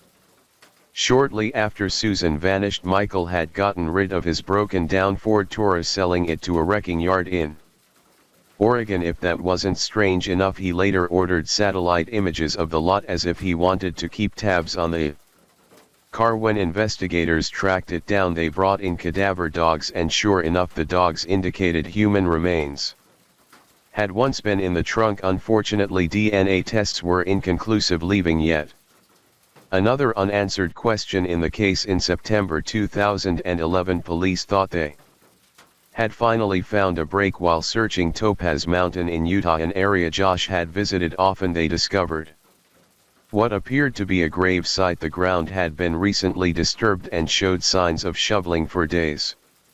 Investigators sifted through the soil, but in the end they found no remains. To this day, it's unknown what, if anything, was buried there. Meanwhile, tensions between the Powell and Cox families were reaching a boiling point after police raided Stephen Powell's home. Both he and Josh went to the media trying to spin the story in their favor. Stephen claimed that he and Susan had been falling in love before she disappeared, using old journal entries from when she was a teenager as proof that she had always been unstable. A judge wasn't buying it. Stephen and Josh were legally banned from publishing any of Susan's personal writings, and they were ordered to return or destroy any journals they had already released. Then everything blew up. On September 22, police arrested Stephen Powell on voyeurism and child pornography charges inside his home. Investigators found Stephen's secretly recorded videos of young girls, adult women, and most disturbingly Susan herself. It was clear Stephen was dangerous, but the authorities believed Josh might not be innocent either. Washington's Assistant Attorney General John Long announced that Josh was now a subject in the investigation. The day after Stephen's arrest, Chuck Cox filed for custody of Charlie and Braden. At first, the court only granted him temporary custody, ruling that Josh could get them back if he moved out of Stephen's home. Josh rented a house in South Hill, Washington, making it look like he was complying, but authorities later alleged that he never actually moved in. By this point, Josh's own sister, Jennifer Graves, publicly stated that she believed he was responsible for Susan's disappearance. With the custody battle intensifying, Josh was court-ordered to undergo psychological evaluations. A forensic psychologist, James Manley, examined him and found a troubling pattern. Josh refused to acknowledge any normal human weaknesses or faults, and he exhibited highly controlling behavior with his sons. He was also deeply paranoid, constantly blaming the police and media for his problems. Despite these findings, there was no direct evidence of abuse, so Manley allowed Josh supervised visits with the boys. Then in January 2012, everything changed. While reviewing computers seized from Josh's home, police found about 400 disturbing images of simulated child pornography, bestiality, and incest. The images had been cached from a previous owner, but Josh had viewed them, though they weren't illegal. The psychologist handling his case was deeply concerned. Josh was ordered to undergo a full psychosexual evaluation and a polygraph test. With the walls closing in, Josh Powell was getting desperate, and soon he would commit one of the most horrific acts imaginable. On February 5, 2012, social worker Elizabeth Griffin pulled up to Josh Powell's house in South Hill, Washington, for what was supposed to be a routine supervised visit between him and his two little boys, Charlie and Braden. The court had ordered these visits to be monitored for the children's safety, so Hall was there to make sure everything went smoothly. But the moment she arrived, something felt off. As soon as the boys got to the front door, Josh yanked them inside and slammed it shut right in Hall's face. She barely had time to react before she heard the deadbolt click. She Pounded on the door shouting for him to open it, but he didn't answer. Panicked, she pulled out her phone and called 911. Her voice shook as she told the dispatcher what had just happened, that she was supposed to be supervising the visit, that Josh had locked her out, and that she feared for the boys. She begged them to send help fast, and then a deafening explosion ripped through the house, the force of it knocking Hall back. Within seconds, flames erupted, swallowing the home in thick black smoke. The heat was intense, searing the air around her as she stood frozen in horror. Neighbors came running, some screaming, some already on the phone with emergency services, but it was too late. The fire spread too fast. There was no way anyone inside could make it out alive. Investigators later confirmed what they had suspected. All along, Josh had planned this. It wasn't some accident, not some tragic gas leak. He had soaked the house in gasoline, lighting it up like a death trap. The official cause of death for Charlie and Braden was carbon monoxide poisoning, but the truth was even more gruesome. Josh had attacked them with a hatchet before the fire even started. The day before, he had emptied his bank account, donated the boys' toys to charity, and sent out final emails to family and friends, cold, emotionless goodbyes. Charlie and Braden were buried next to the mother they never got to see again, but their family's fight was far from over. A year after Josh Powell took the lives of his two young sons and himself, his brother Michael followed a similarly tragic path. On February 11, 2013, Michael jumped from the roof of a parking garage in Minneapolis, ending his own life. His suicide raised even more suspicion. In 2012, police had repeatedly questioned him about his abandoned Ford Taurus, which had been discovered at an Oregon wrecking yard. When asked why he left it there, he had been evasive, refusing to give clear answers. Investigators later revealed that they believed both Josh and Michael had been involved in Susan's murder despite years of searching. Susan's case remained open, but with little hope of resolution. By May 21, 2013, West Valley City Police officially closed the active investigation into her disappearance. That same year, James Manley, the psychologist who had evaluated Josh for the state of Washington, admitted he had always suspected Josh had something to do with Susan's disappearance. However, those suspicions had never made it into his official report. His job was simply to assess Josh's parenting, not to investigate a crime. The battle over Susan's estate stretched on for years. In March 2015, Susan's father, Chuck Cox, finally won a lengthy legal fight against Tarika and Alina Powell, who had tried to have Susan declared legally dead so they could collect life insurance. Cox, however, gained full control of the estate, and then a surprising revelation emerged in 2019. Salt Lake City radio station KSL, which had produced a deep dive podcast on Susan's case called Cold, reported that the disturbing pornography discovered by West Valley City Police, the images that had played a role in Josh losing custody of his sons, hadn't even belonged to him. In fact, they weren't even found on his computer. The images had been on a second-hand computer that Susan had purchased from fellow members of her LDS church congregation. The previous owners had been the ones to view the material.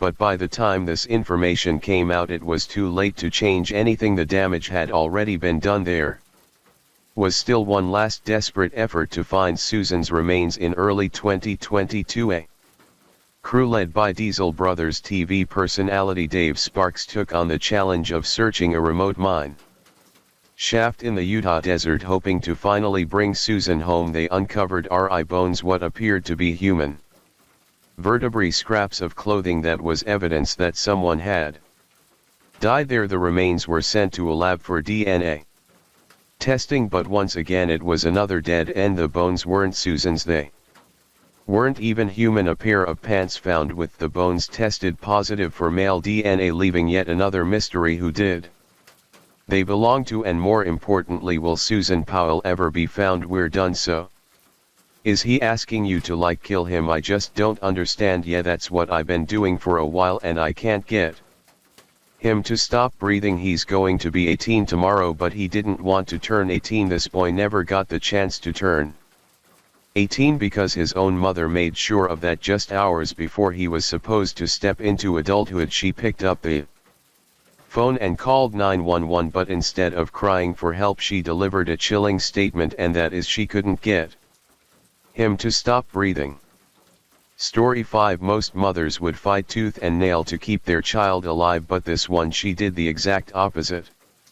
And it makes you wonder, what kind of mother does something so unthinkable, and how did it come to this? To even try to understand how this all happened, we have to go back to where it started, to a quiet little apartment complex that by all accounts should have been just another ordinary place to live. Baypoint Apartments, sitting at 791 East 16th Street in Holland, Michigan, a place meant to be a home, a safe haven, a spot where people came back after a long day, kicked off their shoes and settled into the comfort of their lives. The Baypoint Apartments community wasn't just some rundown complex. It featured 1 and 2 bedroom units along with 2 bedroom lofts. Residents had access to central heating and air conditioning, washer and dryer hookups in select apartments, and even a large swimming pool to cool off in the summer. It was a pet-friendly place. 2 cats and dogs were welcome,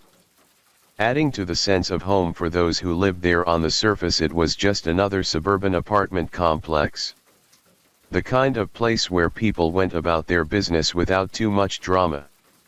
And among those residents were Katie Lee and her son Austin Picker, just a small family trying to make it through life like everyone else. From the outside they seemed normal enough. Austin was a quiet, intelligent teenager with a deep love for books, science and video games. He wasn't the kind of kid who got into trouble. If anything, he was the opposite: smart, reserved, a bit of a dreamer. And Katie, she was a single mother who had spent years raising him on her own. Life wasn't easy, but they had each other. Neighbors didn't see anything too out of the ordinary. They weren't a loud, troublesome family. They kept to themselves, blended into the background of their small Michigan town. If you passed them on the street, you probably wouldn't have thought twice, but behind closed doors, where no neighbors could see, where no friendly hells could catch the truth, something was brewing, something dark, something no one saw coming. For years, Austin and his mom had an unusually close relationship. Some might even say it was too close.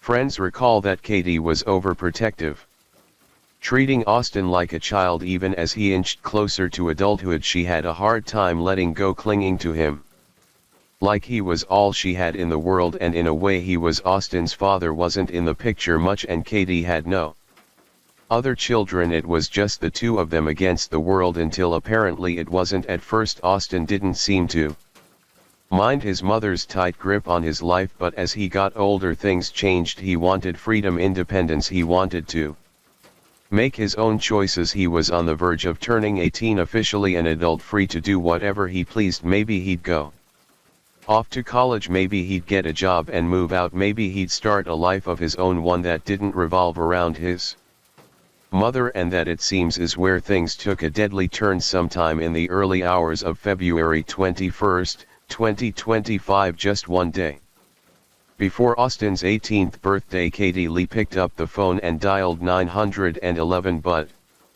instead of the usual panic or desperation you'd expect in an emergency call, her words were cold, eerie, almost robotic. She told the dispatcher she couldn't get her son to stop breathing. "Hi, I need an officer here immediately."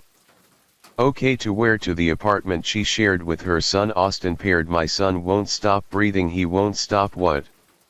"Breathing. He won't stop breathing." "Right, let that sink in for a second. Not that he wasn't breathing, not that he was in distress, but that she couldn't get him to stop." When police arrived at the Baypoint apartment complex, they found a scene straight out of a nightmare. Austin was dead. His throat had been slashed and he had multiple stab wounds on his arms, wounds that, according to experts, looked suspiciously like defensive wounds, as if he had fought back, as if he hadn't wanted to die. Katie, standing at the doorway with a knife still in her hands, didn't resist arrest, but she didn't surrender easily either. She allegedly made a threatening move toward the officers forcing them to deploy a taser before taking her into custody once she was down, she reportedly told investigators she had hoped the police would kill her so she could be with her son. Then the details got even darker. According to police reports, Katie and Austin had attempted to take their own lives together by overdosing on medication the previous day, but when Austin passed out and the overdose failed, Katie took matters into her own hands. Literally, she grabbed a knife and slashed his throat while he lay unconscious, a brutal, irreversible act. The most baffling part of this case isn't just that a mother murdered her son, it's why she claims she did it.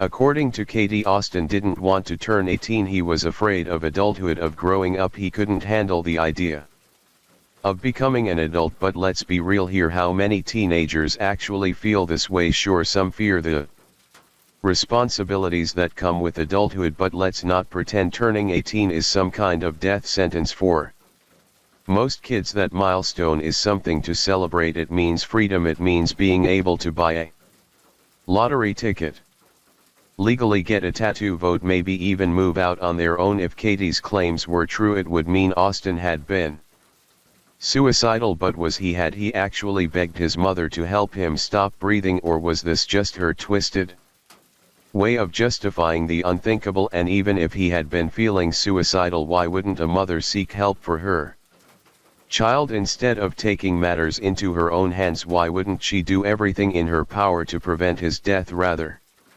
than cause it? The pieces just don't add up. For days later, Katie Lee appeared in court. Her face was stained with tears, and she could barely contain her sobs as she sat before the judge. Her shoulders shook uncontrollably, her body trembling, as though the weight of everything had finally crashed down on her. For the entire 10-minute hearing she wept, gasping between sobs, her emotions so raw that it almost seemed like she was just now realizing what she had done. But if she thought her tears would earn her sympathy, she was gravely mistaken. Judge Bradley Null was unmoved. His expression remained hard, unreadable, and his decision was swift and absolute: no bond. Katie wouldn't be walking free anytime soon. Perhaps it was the right call considering her behavior when officers first arrived at the scene. She hadn't just cooperated meekly when they found her. No, she had allegedly threatened them, her grief and anger manifesting as violence, a knife still in her hands. She hadn't wanted to let go of it, she hadn't wanted to surrender, and now here she was, her fate slipping further and further out of her control. Even in court, her defiance hadn't disappeared entirely. She resisted the public defender's office, refusing legal representation at first, as though she could take on this case alone. But reality wasn't something she could ignore. After several minutes of back and forth, of whispered conversations and quiet pleas from those trying to help her, she finally gave in. With a hollow nod, she agreed to let them assign her a public defender. It was the only choice she had left. But the real shock of the day wasn't Katie's sobs, nor was it the judge's unwavering stance. The most jaw-dropping moment didn't come from Katie at all, it came from her family. They were still there, standing by her, supporting her even after everything. They hadn't abandoned her. As the hearing came to a close, as the judge gave his final words and the proceedings were wrapped up, voices from the courtroom rose, breaking through the heavy silence, saying, "We love you, Katie." However, the legal battle ahead is grim. Katie Lee is facing an open murder charge, which means the jury will be the ones to decide what degree of murder she is guilty of. If they determine she acted with premeditation, if they believe she planned her son's death beforehand, then she will be convicted of first-degree murder, a charge that could lead to life in prison. But if the jury finds that she acted in the heat of the moment without prior planning, then she will be convicted of second-degree murder. Either way, the result is the same: Austin is gone and Katie Lee will pay the price. But her troubles don't end there. On top of the murder charge, she's also facing a charge of resisting and obstructing an officer. When police arrived at the scene, she allegedly waved a knife at them, her behavior erratic and aggressive. It was as if she had no intention of making things easy, not for herself, not for law enforcement, not for anyone. No official trial date has been set yet, but when it does happen, it won't just be another case for the books. This trial will be something people won't forget. It will be a long, painful process for everyone involved. Austin's friends who are still trying to make sense of his sudden and brutal death, his extended family who now have to live with a nightmare they never imagined, and even the outsiders, the true crime followers who consume these cases daily but still find themselves shaken by this one, because no matter how many stories we hear about parents killing their children, this one feels different, this one feels personal, and the biggest question remains why? Why did Katie Lee do this? What could possibly make a mother take her own child's life? The explanation she allegedly gave, that Austin didn't want to live past 17, is chilling. It's the kind of statement that makes you pause, that makes you wonder if you heard it correctly. There is no known history of suicidal thoughts. No evidence has surfaced that suggests he struggled with depression. No close friends or relatives have come forward to say that he had been unhappy. If anything, Austin's future seemed bright. He loved science, he loved space, he had dreams and aspirations, ideas of who he wanted to become. So why would he suddenly wish to throw all of that away? And then there's the possibility of money. Follow the money, that's what investigators always say. Did she have a life insurance policy on Austin? Could there have been something to gain financially from his death? Nothing has been confirmed yet, but it's a question worth asking. People have killed for far less. If Katie stood to benefit financially, then suddenly this case takes on an even darker edge. Or was the answer something even more terrifying? Was mental illness at play? Did she suffer from delusions? Did she believe she was saving Austin? There have been cases before where people, often suffering from severe psychological disorders, convince themselves that killing their loved ones is an act of mercy. Did Katie truly believe Austin was better off dead? Did she think she was doing him a favor? And what about drugs? Could she have been under the influence? Drug use can explain erratic behavior, paranoia, aggression, but here's the most horrifying part: no toxicology reports have been mentioned, which means that as of now there is no evidence that Katie was high when she did this, and that makes it so much worse, because if she wasn't in some drug-induced haze, if she wasn't under the influence of anything, then that means she did it completely sober. It means she made this choice with a clear mind. Perhaps one of the most disturbing aspects of this entire case is the reaction from Katie's family. How does one rationalize standing by a family member after something like this? How do you look at a woman who has done something so unspeakable and still say, "We love you"? Is it denial, a refusal to accept reality, or is it something deeper? A kind of unconditional love that defies logic. Some families cut ties immediately, unable to stomach the betrayal. Others cling to the past, unable to let go of the person they once knew. But at some point reality has to set in. At some point they will have to ask themselves, if Katie Lee could do this to Austin, who's to say she wouldn't have done it to someone else? Who's to say she wouldn't do it again? At the heart of this case is a single devastating truth: Katie Lee failed her son in the worst way imaginable. A mother is supposed to protect her child, to keep them safe, to be their shield against the horrors of the world. Instead, Katie became the monster her son should have been protected from. And the worst part, we may never fully understand why. No matter how many hearings take place, no matter how many psychological evaluations are conducted, one voice will never be heard: Austin's. And that is the real tragedy.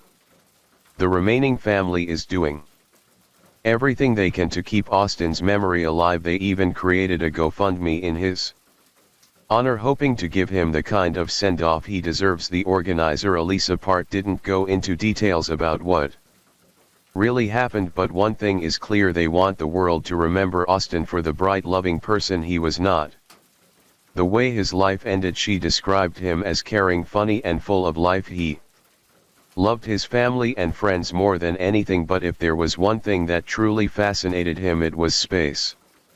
Galaxies, planets, the unknown. He loved it all, and now his family has come up with a plan that feels almost poetic. Instead of a traditional burial, they want to send his ashes into space on an actual Rocket ship, it's the kind of farewell that matches his dreams, making sure that even in death he reaches for the stars. Of course, losing someone like this isn't just emotionally devastating, it comes with financial struggles too. Funerals, memorials and everything in between add up fast. Elisa said that some people have already reached out asking how they can help, and honestly the best way right now is through donations. Every little bit helps as they work toward their goal of celebrating Austin's life the way he would have wanted. So far the GoFundMe has raised over $6,000, but they're hoping to reach $12,000. It's not just about money, it's about giving Austin a proper goodbye, one that honors the person he was. Meanwhile, Katie Lee is sitting in jail facing some of the most serious charges imaginable: open murder, resisting an officer, no bond. She's not going anywhere anytime soon, and if she's convicted, Michigan law could put her away for life. But here's the big question: did she really do this because Austin wanted her to, or is there something much darker at play? What do you think? Drop your thoughts below, and if there's another case you want us to cover, let us know. Killing a whole family is already evil enough, but to torture, molest and trap a child in a barrel for 2 whole days before eventually killing her is a whole new different kind of evil. This wasn't just a murder, it was a nightmare that crawled into reality, and out of all the cases we've uncovered, this one stands out as one of the most disturbing. So brutal, so twisted that even hardened police officers couldn't erase it from their minds, because for Felicia Elliott and the entire Elliott family, this wasn't just a crime story. Story 6, it was their living, breathing hell back in the late 1990s, and it would take years before justice finally broke through the shadows. And what happened on that night, it will enrage you, haunt you, and make you wish you could reach through time just to land a punch on the monsters behind it. But before we dive into the terrifying details, let's take a moment to know who the Elliott family really was. For starters, not much is known about the early years of the Elliott family, but what we do know paints a picture of an ordinary family living a simple yet fulfilling life. Carl Elliott married Lisa Elliott several years before the events that would tragically change their lives forever. Their love story was followed by the birth of their first child, a daughter named Felicia, and then just a year later their son Gregory came into the world. Carl worked tirelessly, holding down 2 jobs as both a mechanic and a carpenter, doing everything he could to provide for his growing family. The Elliots lived in a cozy house situated on a decent-sized property in the small rural town of Dalton, Arkansas. Now Dalton was a tight-knit community where everyone knew everyone else, and life moved at a slower, more peaceful pace. Behind their house, the Elliots had a mobile home set up for Lisa's elderly parents who were facing serious health issues. Her father and stepmother both struggled with mental health problems, possibly dementia, and were slowly losing their hearing, so it was important for Lisa to have them nearby. They were family after all, and Carl and Lisa wanted to care for them in their later years. The town itself was quiet, almost forgotten by time, but it wasn't without its darker sides. While it may have seemed like a safe haven, the lack of law enforcement presence made Dalton a prime location for the drug trade. But for the Elliots, life remained untouched by such troubles until the night of July 30th, 1998. That night a fierce storm swept across the town, the rain falling in torrents, pounding the earth and turning the streets into rivers. Around 1.15 in the morning, Deputy Randy Barber, who was on patrol that night, received a call about a domestic disturbance at the Elliott home on Township Road. When he arrived at the property, he could hear shouting from inside, but by the time he got to the door, everything was strangely quiet. The rain still pounded relentlessly, but there were no lights on. No signs of trouble. With no immediate reason for concern, the deputy decided not to perform a welfare check and left, thinking everything was fine. What he didn't know, though, was that the nightmare had already begun. As morning arrived and the storm slowly passed, Lisa's stepmother, Mrs. Dubus, woke up and went to open her front door. To her surprise, the door wouldn't budge. Something heavy was blocking it. She Tried pushing against it but it didn't move. Frustrated, she gave up and went around to the other side of the house. But when she reached the porch, what she found there would forever change her life. Lying in front of the door was the lifeless body of her 27-year-old stepdaughter Lisa Elliott. Panicked Mrs. Dubus rushed back inside to alert her husband Kenny. Sheriff Rob Salmon soon arrived at the scene. When he knocked on the front door, he found it slightly ajar. Calling out to see if anyone was home, he was met with silence, only the faint hum of a television playing in the distance. The stillness was unsettling and a sinking feeling began to set in.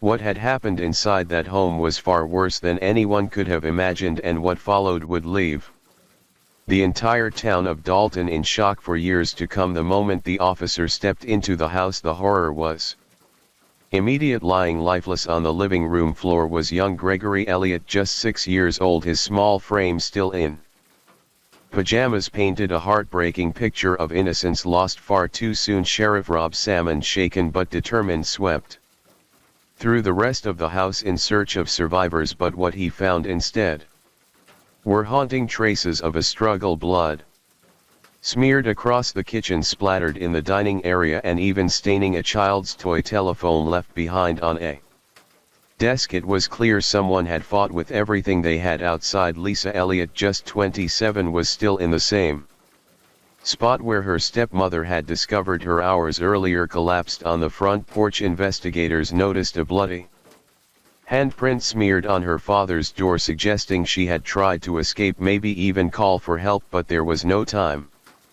And something was still terribly wrong. 2 family members were missing: 30-year-old Carl Elliott and his daughter Felicia, only 7. In cases like this, the spouse is naturally the first suspect, especially since he was missing alongside his daughter. But just 48 hours later, that theory was shattered. Carl's lifeless body was pulled from the nearby 11-Point River. He had been executed, shot twice in the back of the head with a .22 caliber weapon, and shallow knife wounds were visible across his throat. He had been silenced. The autopsies that followed were gruesome and deeply unsettling. Lisa had endured 27 blows to the head, each strike believed to come from a tire iron found at the crime scene. But what ended her life was even more vicious. The killer took the iron and drove it deep into her throat, cutting through her carotid artery and severing her windpipe. Gregory, her little boy, had suffered just as much. The same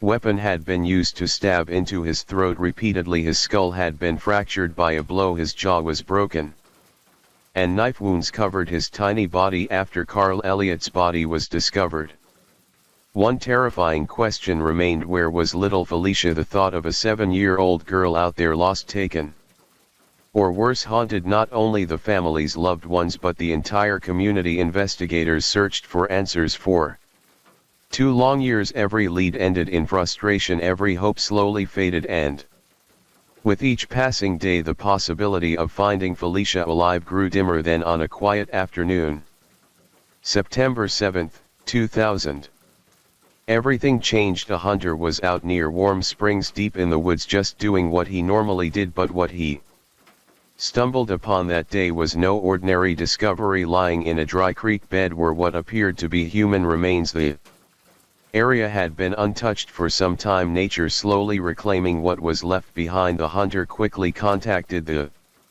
authorities, and when investigators arrived they collected everything they could from the scene. DNA testing later confirmed the heartbreaking truth: the remains belonged to Felicia Elliott. She had been found, but the relief was quickly swallowed by sorrow due to how much time had passed and how far the body had decomposed. The medical examiner could not determine exactly how she died. During the investigation many names came up, but one family in particular kept drawing attention: the Greens. They were no strangers to trouble living in nearby Randolph County. The Green family had a dangerous reputation. Billy Green, the head of the family, was a well-known drug dealer in the area. His oldest son, Chad Green, worked right alongside him, and strangely enough Chad and Carl Elliott had once been close. They had done a few drug deals together. By all accounts they had a good relationship, until suddenly they didn't. Something had happened between them, something that changed everything. Rumors began to circulate.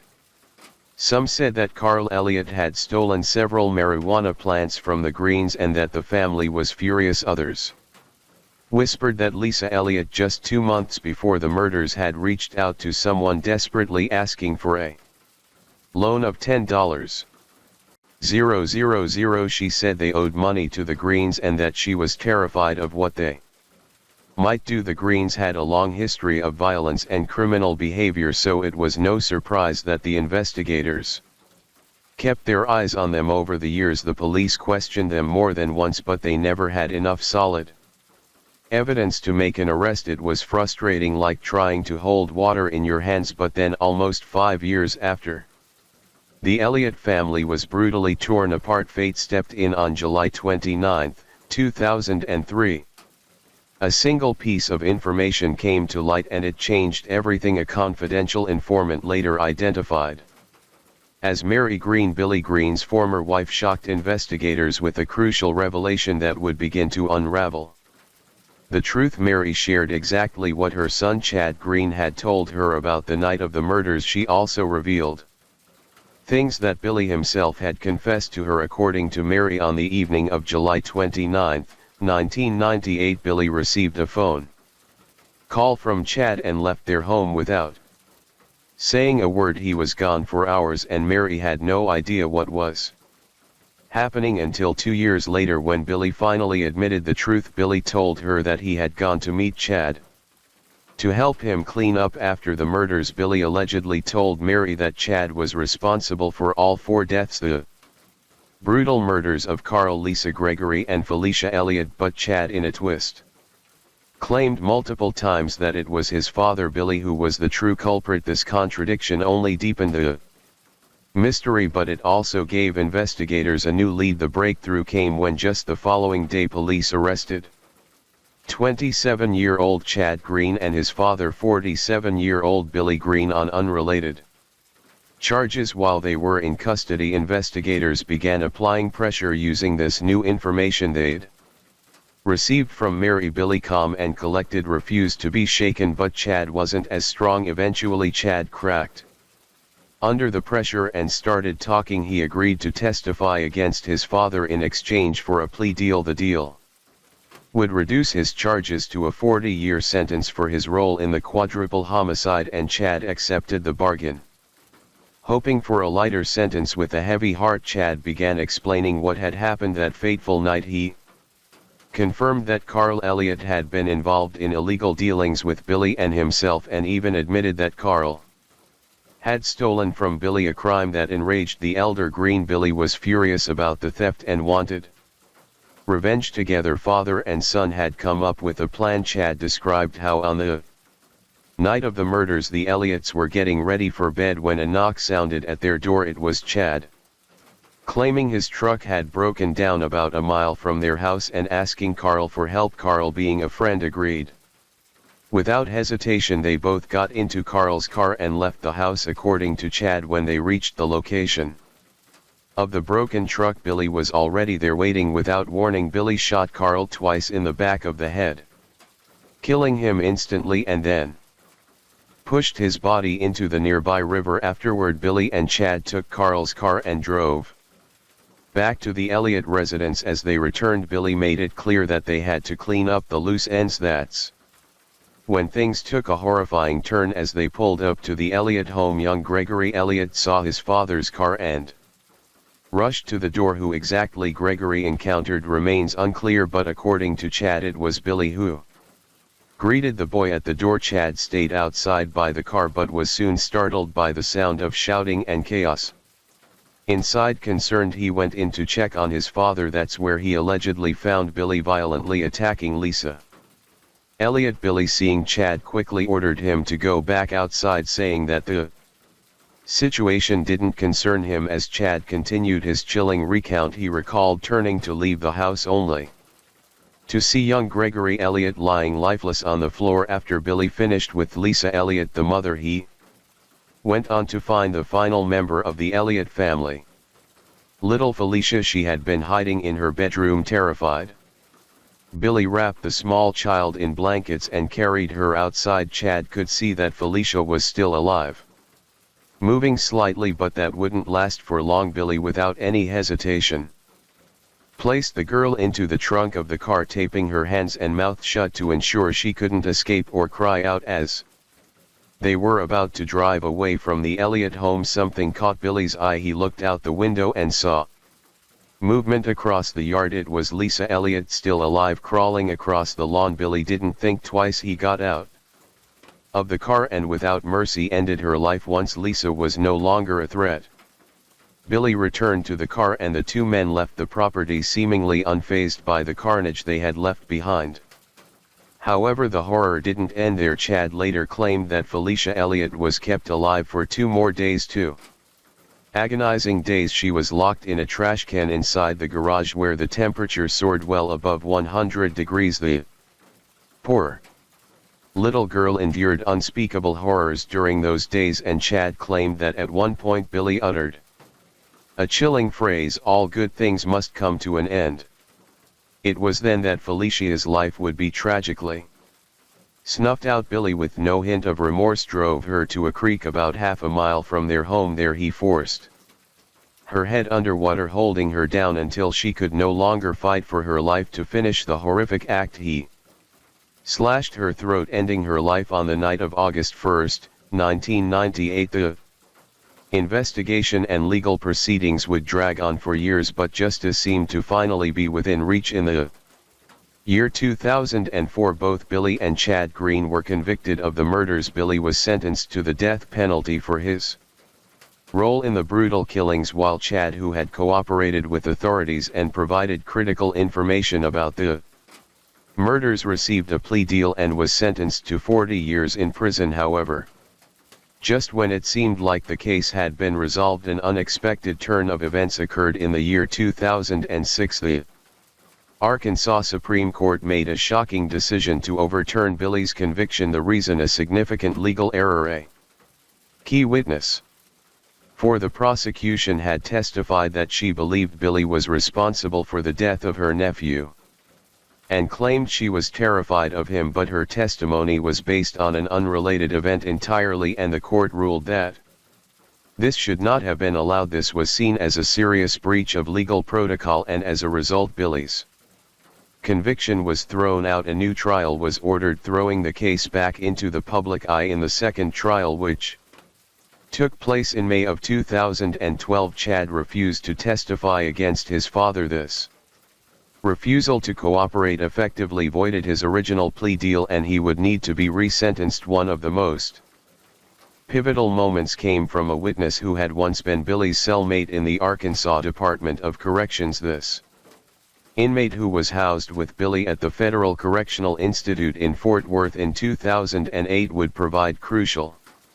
testimony that would ultimately shed more light on the chilling events leading up to the murders. On May 3, the inmate testified about what Billy had confided in him while they were in prison together. According to the inmate, Billy revealed that his son Chad had hurt Felicia on multiple occasions prior to the murders. The young girl, too afraid to stay silent, had allegedly told her father Carl Elliott about the abuse. Billy's response was chilling. He claimed that Felicia's father had been planning to take the information to the sheriff. Billy said this is why Chad had gone to the Elliott home in the first place, to stop Carl from going to the authorities. Billy explained that in a fit of rage and desperation, Chad decided to lure Carl to the 11-Point River, where he shot him, but the violence didn't stop there. Billy said that once Chad returned to the house, he killed the remaining members of the Elliott family, sparing no one. The inmate testified that Chad stabbed Lisa Elliott with a knife before taking Felicia. Billy also claimed that Felicia's final words were a heartbreaking plea, quote, "Please don't hurt me." But the revelations didn't stop with the inmate's testimony. As the retrial unfolded, Billy Green, in a stunning twist, turned the tables and testified against his own son Chad. During the trial, Billy recounted a conversation he had with Chad days after the slayings. The two were driving back to their home in Warm Springs from a convenience store when Billy asked Chad if he had killed the Elliott family. Chad, with tears streaming down his face, admitted to the murders. He explained that on the night of the killings he had driven to the 11-Point River, but his truck broke down after walking to Carl's house to ask for help. The situation quickly escalated. According to Billy's testimony, Chad said that an argument had broken out between him and Carl, and during the struggle Chad had shoved a gun in Carl's face. The gun went off and Carl was killed instantly. Afterward, Chad rolled Carl's body into the river and returned to the Elliott house to finish what he had started. He murdered Lisa and Gregory Elliott before taking Felicia, wrapping her in a rug and placing her in the trunk of the car. But the horror didn't end there. Billy claimed that after they had driven away, Chad carried the little girl through a wooded area and into a creek that had flooded during a storm. In the darkness, he murdered Felicia as well. Billy explained that he hadn't originally disclosed his son's confession in 1998 because he feared Chad would be convicted and sentenced to death, but as the investigation unfolded, it became clear that there was no concrete evidence to pin the murders solely on one person. Investigators had no reliable witnesses and the DNA evidence was inconclusive, making it impossible to charge just one of the Greens. In the end, Chad Green was sentenced to 4 life sentences in prison for the murders of Carl, Lisa, Gregory and Felicia Elliott. On top of that, he received an additional 40 years for kidnapping Felicia in an unrelated case. Chad was also convicted of assaulting 2 young girls and received another 56 years for those crimes. As it turned out, Chad Green had a deeply disturbing reputation within his community. He was known to have a history of being a pedo, making the theory that he had sexually assaulted Felicia prior to the murders all the more chilling. The possibility that Felicia had confided in her father Carl about the abuse and that Carl had been planning to go to the sheriff painted a dark and twisted picture of the motivations behind the murders. This explains why Chad decided to eliminate everyone. Billy Green too could not escape the consequences of his involvement in these horrific acts. He was sentenced to 4 life sentences for the murders of Carl, Lisa, Gregory and Felicia Elliott. On top of that, he received an additional 40 years for his role in the kidnapping of Felicia. However, due to the circumstantial nature of the case with no solid physical evidence directly linking him to the killings, the death penalty was taken off the table. The lack of irrefutable evidence meant that Billy would spend the rest of his life behind bars, but the justice system could not offer the finality that many hoped for. Today, both Billy and Chad Green are serving their life sentences at the Arkansas Department of Corrections, where they will remain for the rest of their lives. The tragic Elliott family was laid to rest together at the Gravesville Cemetery in Dalton, Arkansas, their lives forever cut short by the brutal actions of 2 men. As much as this case was full of confusion, twists and finger-pointing, one thing is clear: both Billy and Chad played significant roles in the horrifying deaths of the Elliott family. While the true extent of each person's responsibility may never be fully understood, the judge and jury made a decisive move by handing down identical sentences for both father and son, ensuring that justice was served in the only way it could be. But now I want to know what you think. Do you believe the right people were convicted, or do you think there's more to the story that hasn't come to light? Was the sentencing too harsh or just right, do you think?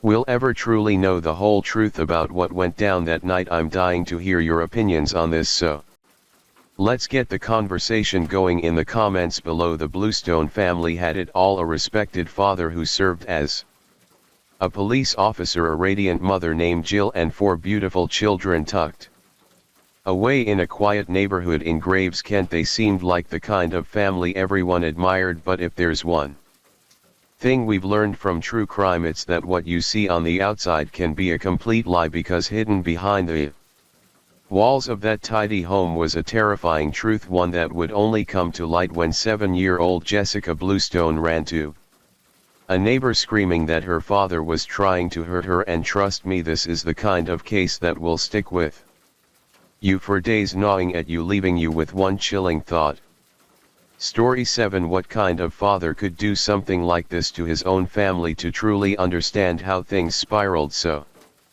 dark, let's first dive into the life of the man at the center of it all, the patriarch Karl Bluest. Karl was 36 at the time of the tragic events, and let me tell you, he wasn't some rookie cop. He was an experienced, seasoned police officer with the Rural Support Tactical Team of the Kent Police Force in England. Born and raised in a small coastal town, Karl had what you could call a peaceful yet challenging childhood. His dad worked as a mechanic and his mom was a primary school teacher. From a young age, Karl was known for his strong character and his sense of responsibility. He wasn't just a bystander in his community. He was involved regularly, volunteering for causes like supporting orphanages and taking part in local environmental cleanup campaigns. The kid was all about action. As a young man, Karl became obsessed with stories of justice and bravery, those heroic police officers you see in movies and read about in books. So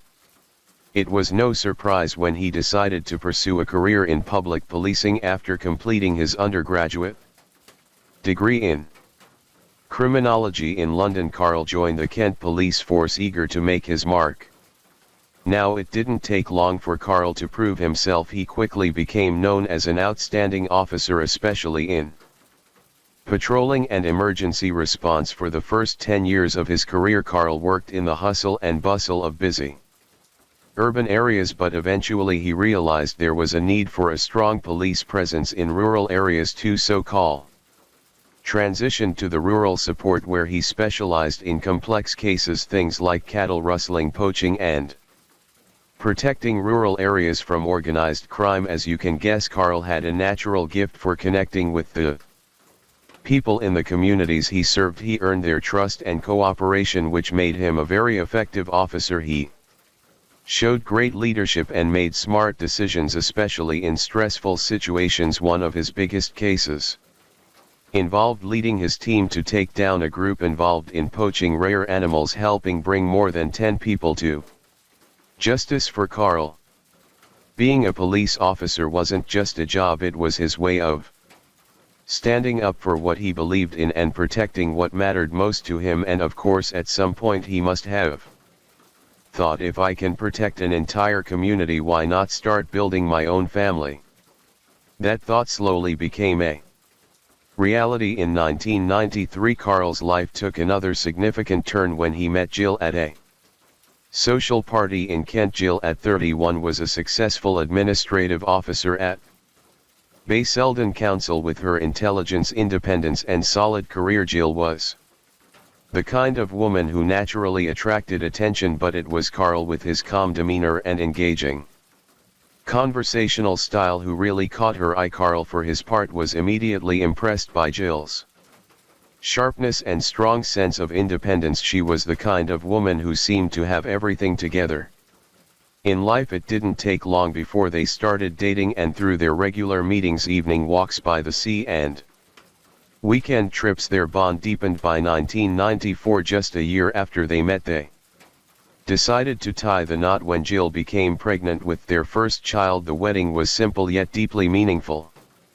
It was an intimate affair with only close family and friends in attendance. The joy in the air was contagious as Karl and Jill exchanged vows. The smiles on everyone's face is a clear reflection of the hopeful future they were stepping into. After their wedding, Karl stayed with the Kent Police Force and slowly moved up the ranks. He was respected by his team and admired by many. Jill, just as hardworking, kept growing in her role as an administrative officer at Basildon Council. Together they worked hand in hand to build a life filled with love, stability, and success. They were the kind of couple people looked up to, strong in their careers and deeply committed to their growing family. At first, life felt almost perfect. The couple welcomed 3 more children, and with each new addition their bond seemed to grow stronger. Their home was full of laughter, milestones, and memories. From the outside looking in, they were a picture of happiness, a loving mom and dad for beautiful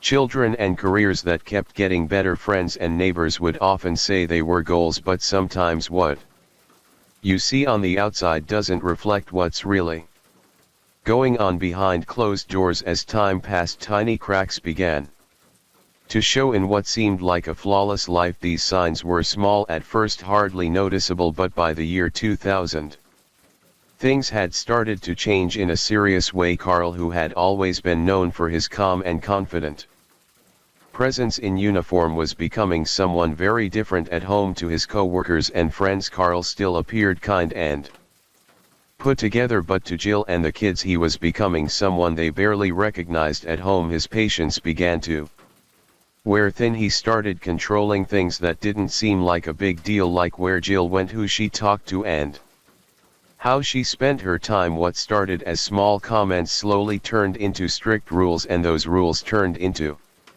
threats. It didn't stop there. His voice, once calm and soft, was now full of anger. He began yelling during arguments, screaming so loud that it scared the children and left Jill shaking. Then came the violence. One night while Jill was pregnant with their fourth child, they had an argument that got out of control. Carl exploded in anger and struck her hard, hitting her shoulder and chest. She was left bruised, shocked and afraid. That was the moment everything changed. From then on, the violence became part of their daily life. The man who had once protected communities was now the one they needed protection from. Carl's temper only grew worse. He would wave a knife in front of Jill, his hands trembling with rage, warning her not to test him when things didn't go his way. He would throw objects, sometimes even in the direction of the children, just to scare them into silence. If Jill ever tried to leave the house during an argument, Carl would lock the doors, trapping her inside. The happy home they had built slowly turned into a place of fear. Jill, once full of confidence and joy, became quiet and cautious, always on edge. The children too learned to tiptoe around their father, hoping not to set him off what once looked like a dream. Life from the outside had become a nightmare no one saw coming. By June of 2001, after years of walking on eggshells, Jill finally hit her breaking point. She had stayed strong for so long, but the pain, the fear and the control had taken too much from her. It had drained her spirit. She reached deep inside herself, found the courage that had been buried, and made a choice, a powerful, life-changing choice. She told Carl she wanted a divorce, but instead of listening, instead of understanding that he had gone too far, Carl completely lost control. His ego, already bruised by years of clinging to power through violence, couldn't take the idea of losing her. His rage exploded. He attacked Jill again, but this time it was worse, much worse. He wrapped his hands around her neck and began to choke her. Jill couldn't even fight back. She passed out right there in their home. It could have ended her life. Thankfully, a neighbor heard the commotion and stepped in just in time. If it weren't for that brave soul, Jill might not have made it out alive now. Some people might ask, why didn't Jill report him sooner? Why didn't she press charges or just leave before things got so bad? And those are fair questions. When we look at situations like this from the outside, it can be hard to understand why someone would stay, but once you hear the full story, you'll see that it's never that simple. And after you do, don't forget to share your thoughts in the comments too. Your voice matters. The truth is, when you're married to someone who hurts you, it's not just a matter of packing up and walking away. It's about surviving every single day.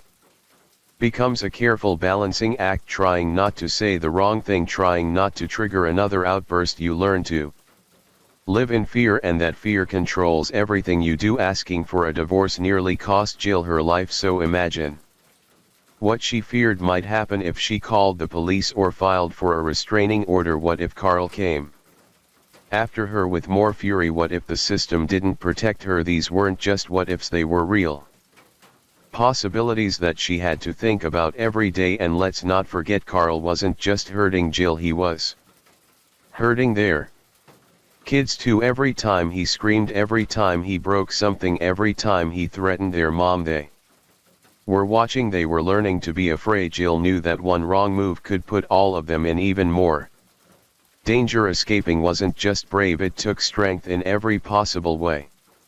Emotionally, mentally, spiritually and physically. However, on the 25th of August 2001 Jill finally sat down with Carl and explained her plans. She told him she was moving to Boston with their children, intending to put the house up for sale and start over as expected. Carl accused her of having an affair just like he had done countless times in the past. However, it was no secret that Carl himself had been unfaithful numerous times, including having an affair with a female colleague. Jill had even confronted this woman over the phone about it. Jill had also confided in her sister-in-law Caroline, revealing that Carl's infidelity had pushed her into an affair with one of her own colleagues. This was a secret Jill had been carrying for a while, but now the truth was out. A few days later, Jill grew increasingly worried about Carl's behavior. On the 27th of August,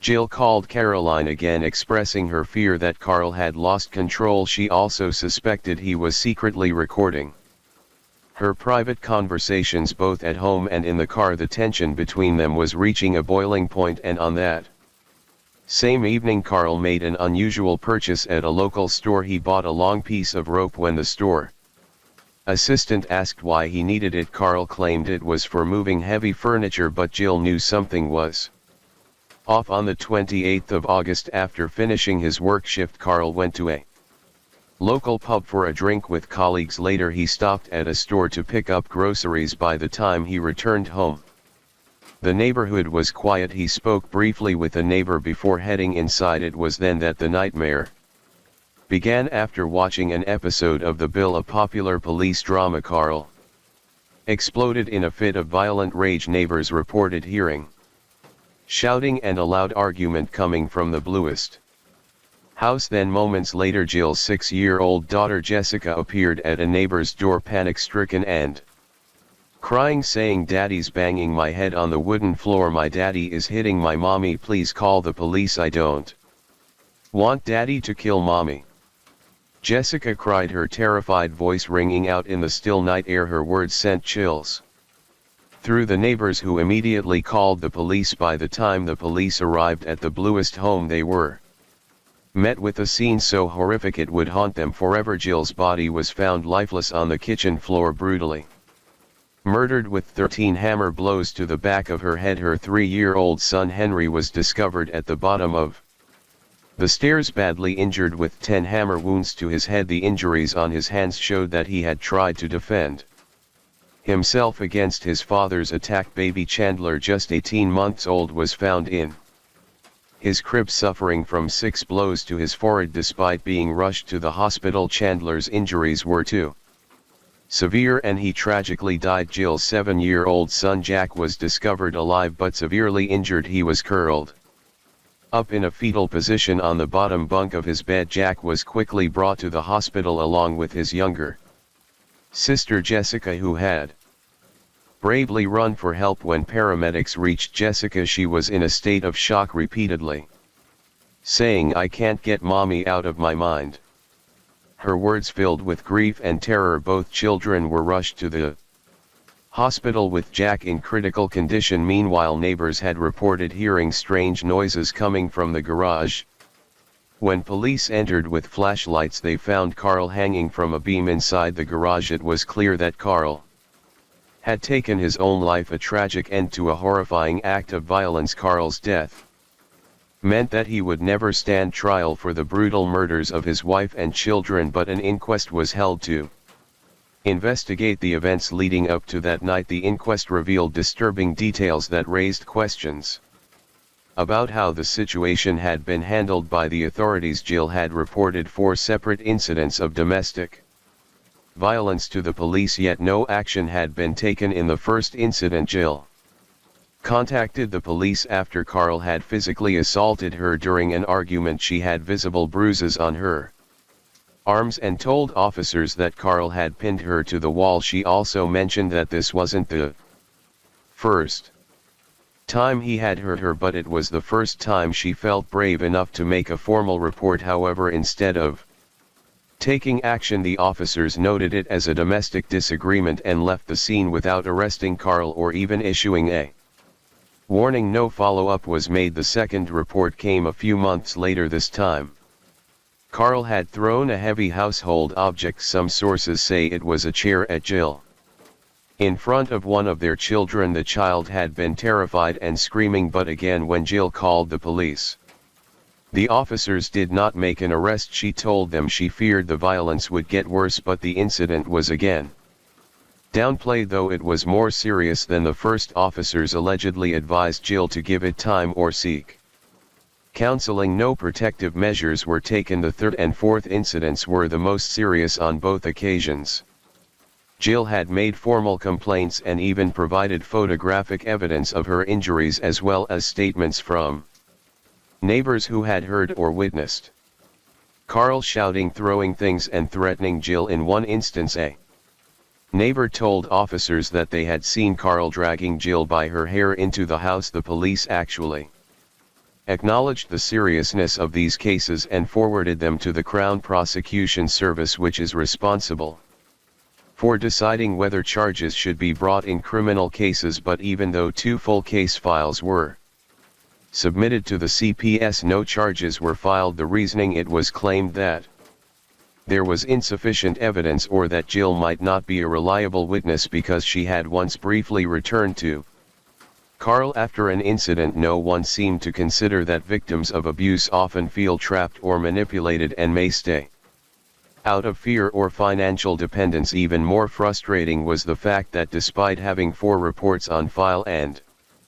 2 investigations that reached the CPS, no restraining order was issued, no social worker was assigned, and no safety plan was put in place. The police failed to treat Jill's situation as a high-risk domestic violence case, even though it clearly was. She was never offered a referral to a women's shelter, and Carl was never required to attend anger management or counseling. Domestic violence advocacy groups were quick to condemn the police for failing to take the necessary actions to protect Jill and her children. The groups argued that if Carl had received counseling or proper intervention, this horrific event might have been avoided. They also highlighted that Jill and her children had been failed by the very system that was meant to protect them. The inquest concluded that Carl Bluist's behavior had gone unchecked, and the tragic events that unfolded could have been prevented with the right support and intervention. Time and time again we see stories like this where the signs were there but the system failed to act. But this time it feels even more tragic because Jill didn't just have to fight her abuser, she had to fight the very system that was supposed to protect her, and in the end that system let her down. As the rain gently falls and the night grows deeper, thank you for joining me here at MR Nightcare True Crime Stories. Remind us of life's mysteries and the importance of staying aware even as we seek comfort in the quiet of the night. Let the rain carry you to a peaceful sleep, and until we meet again, stay safe, stay curious, and let the night watch over you.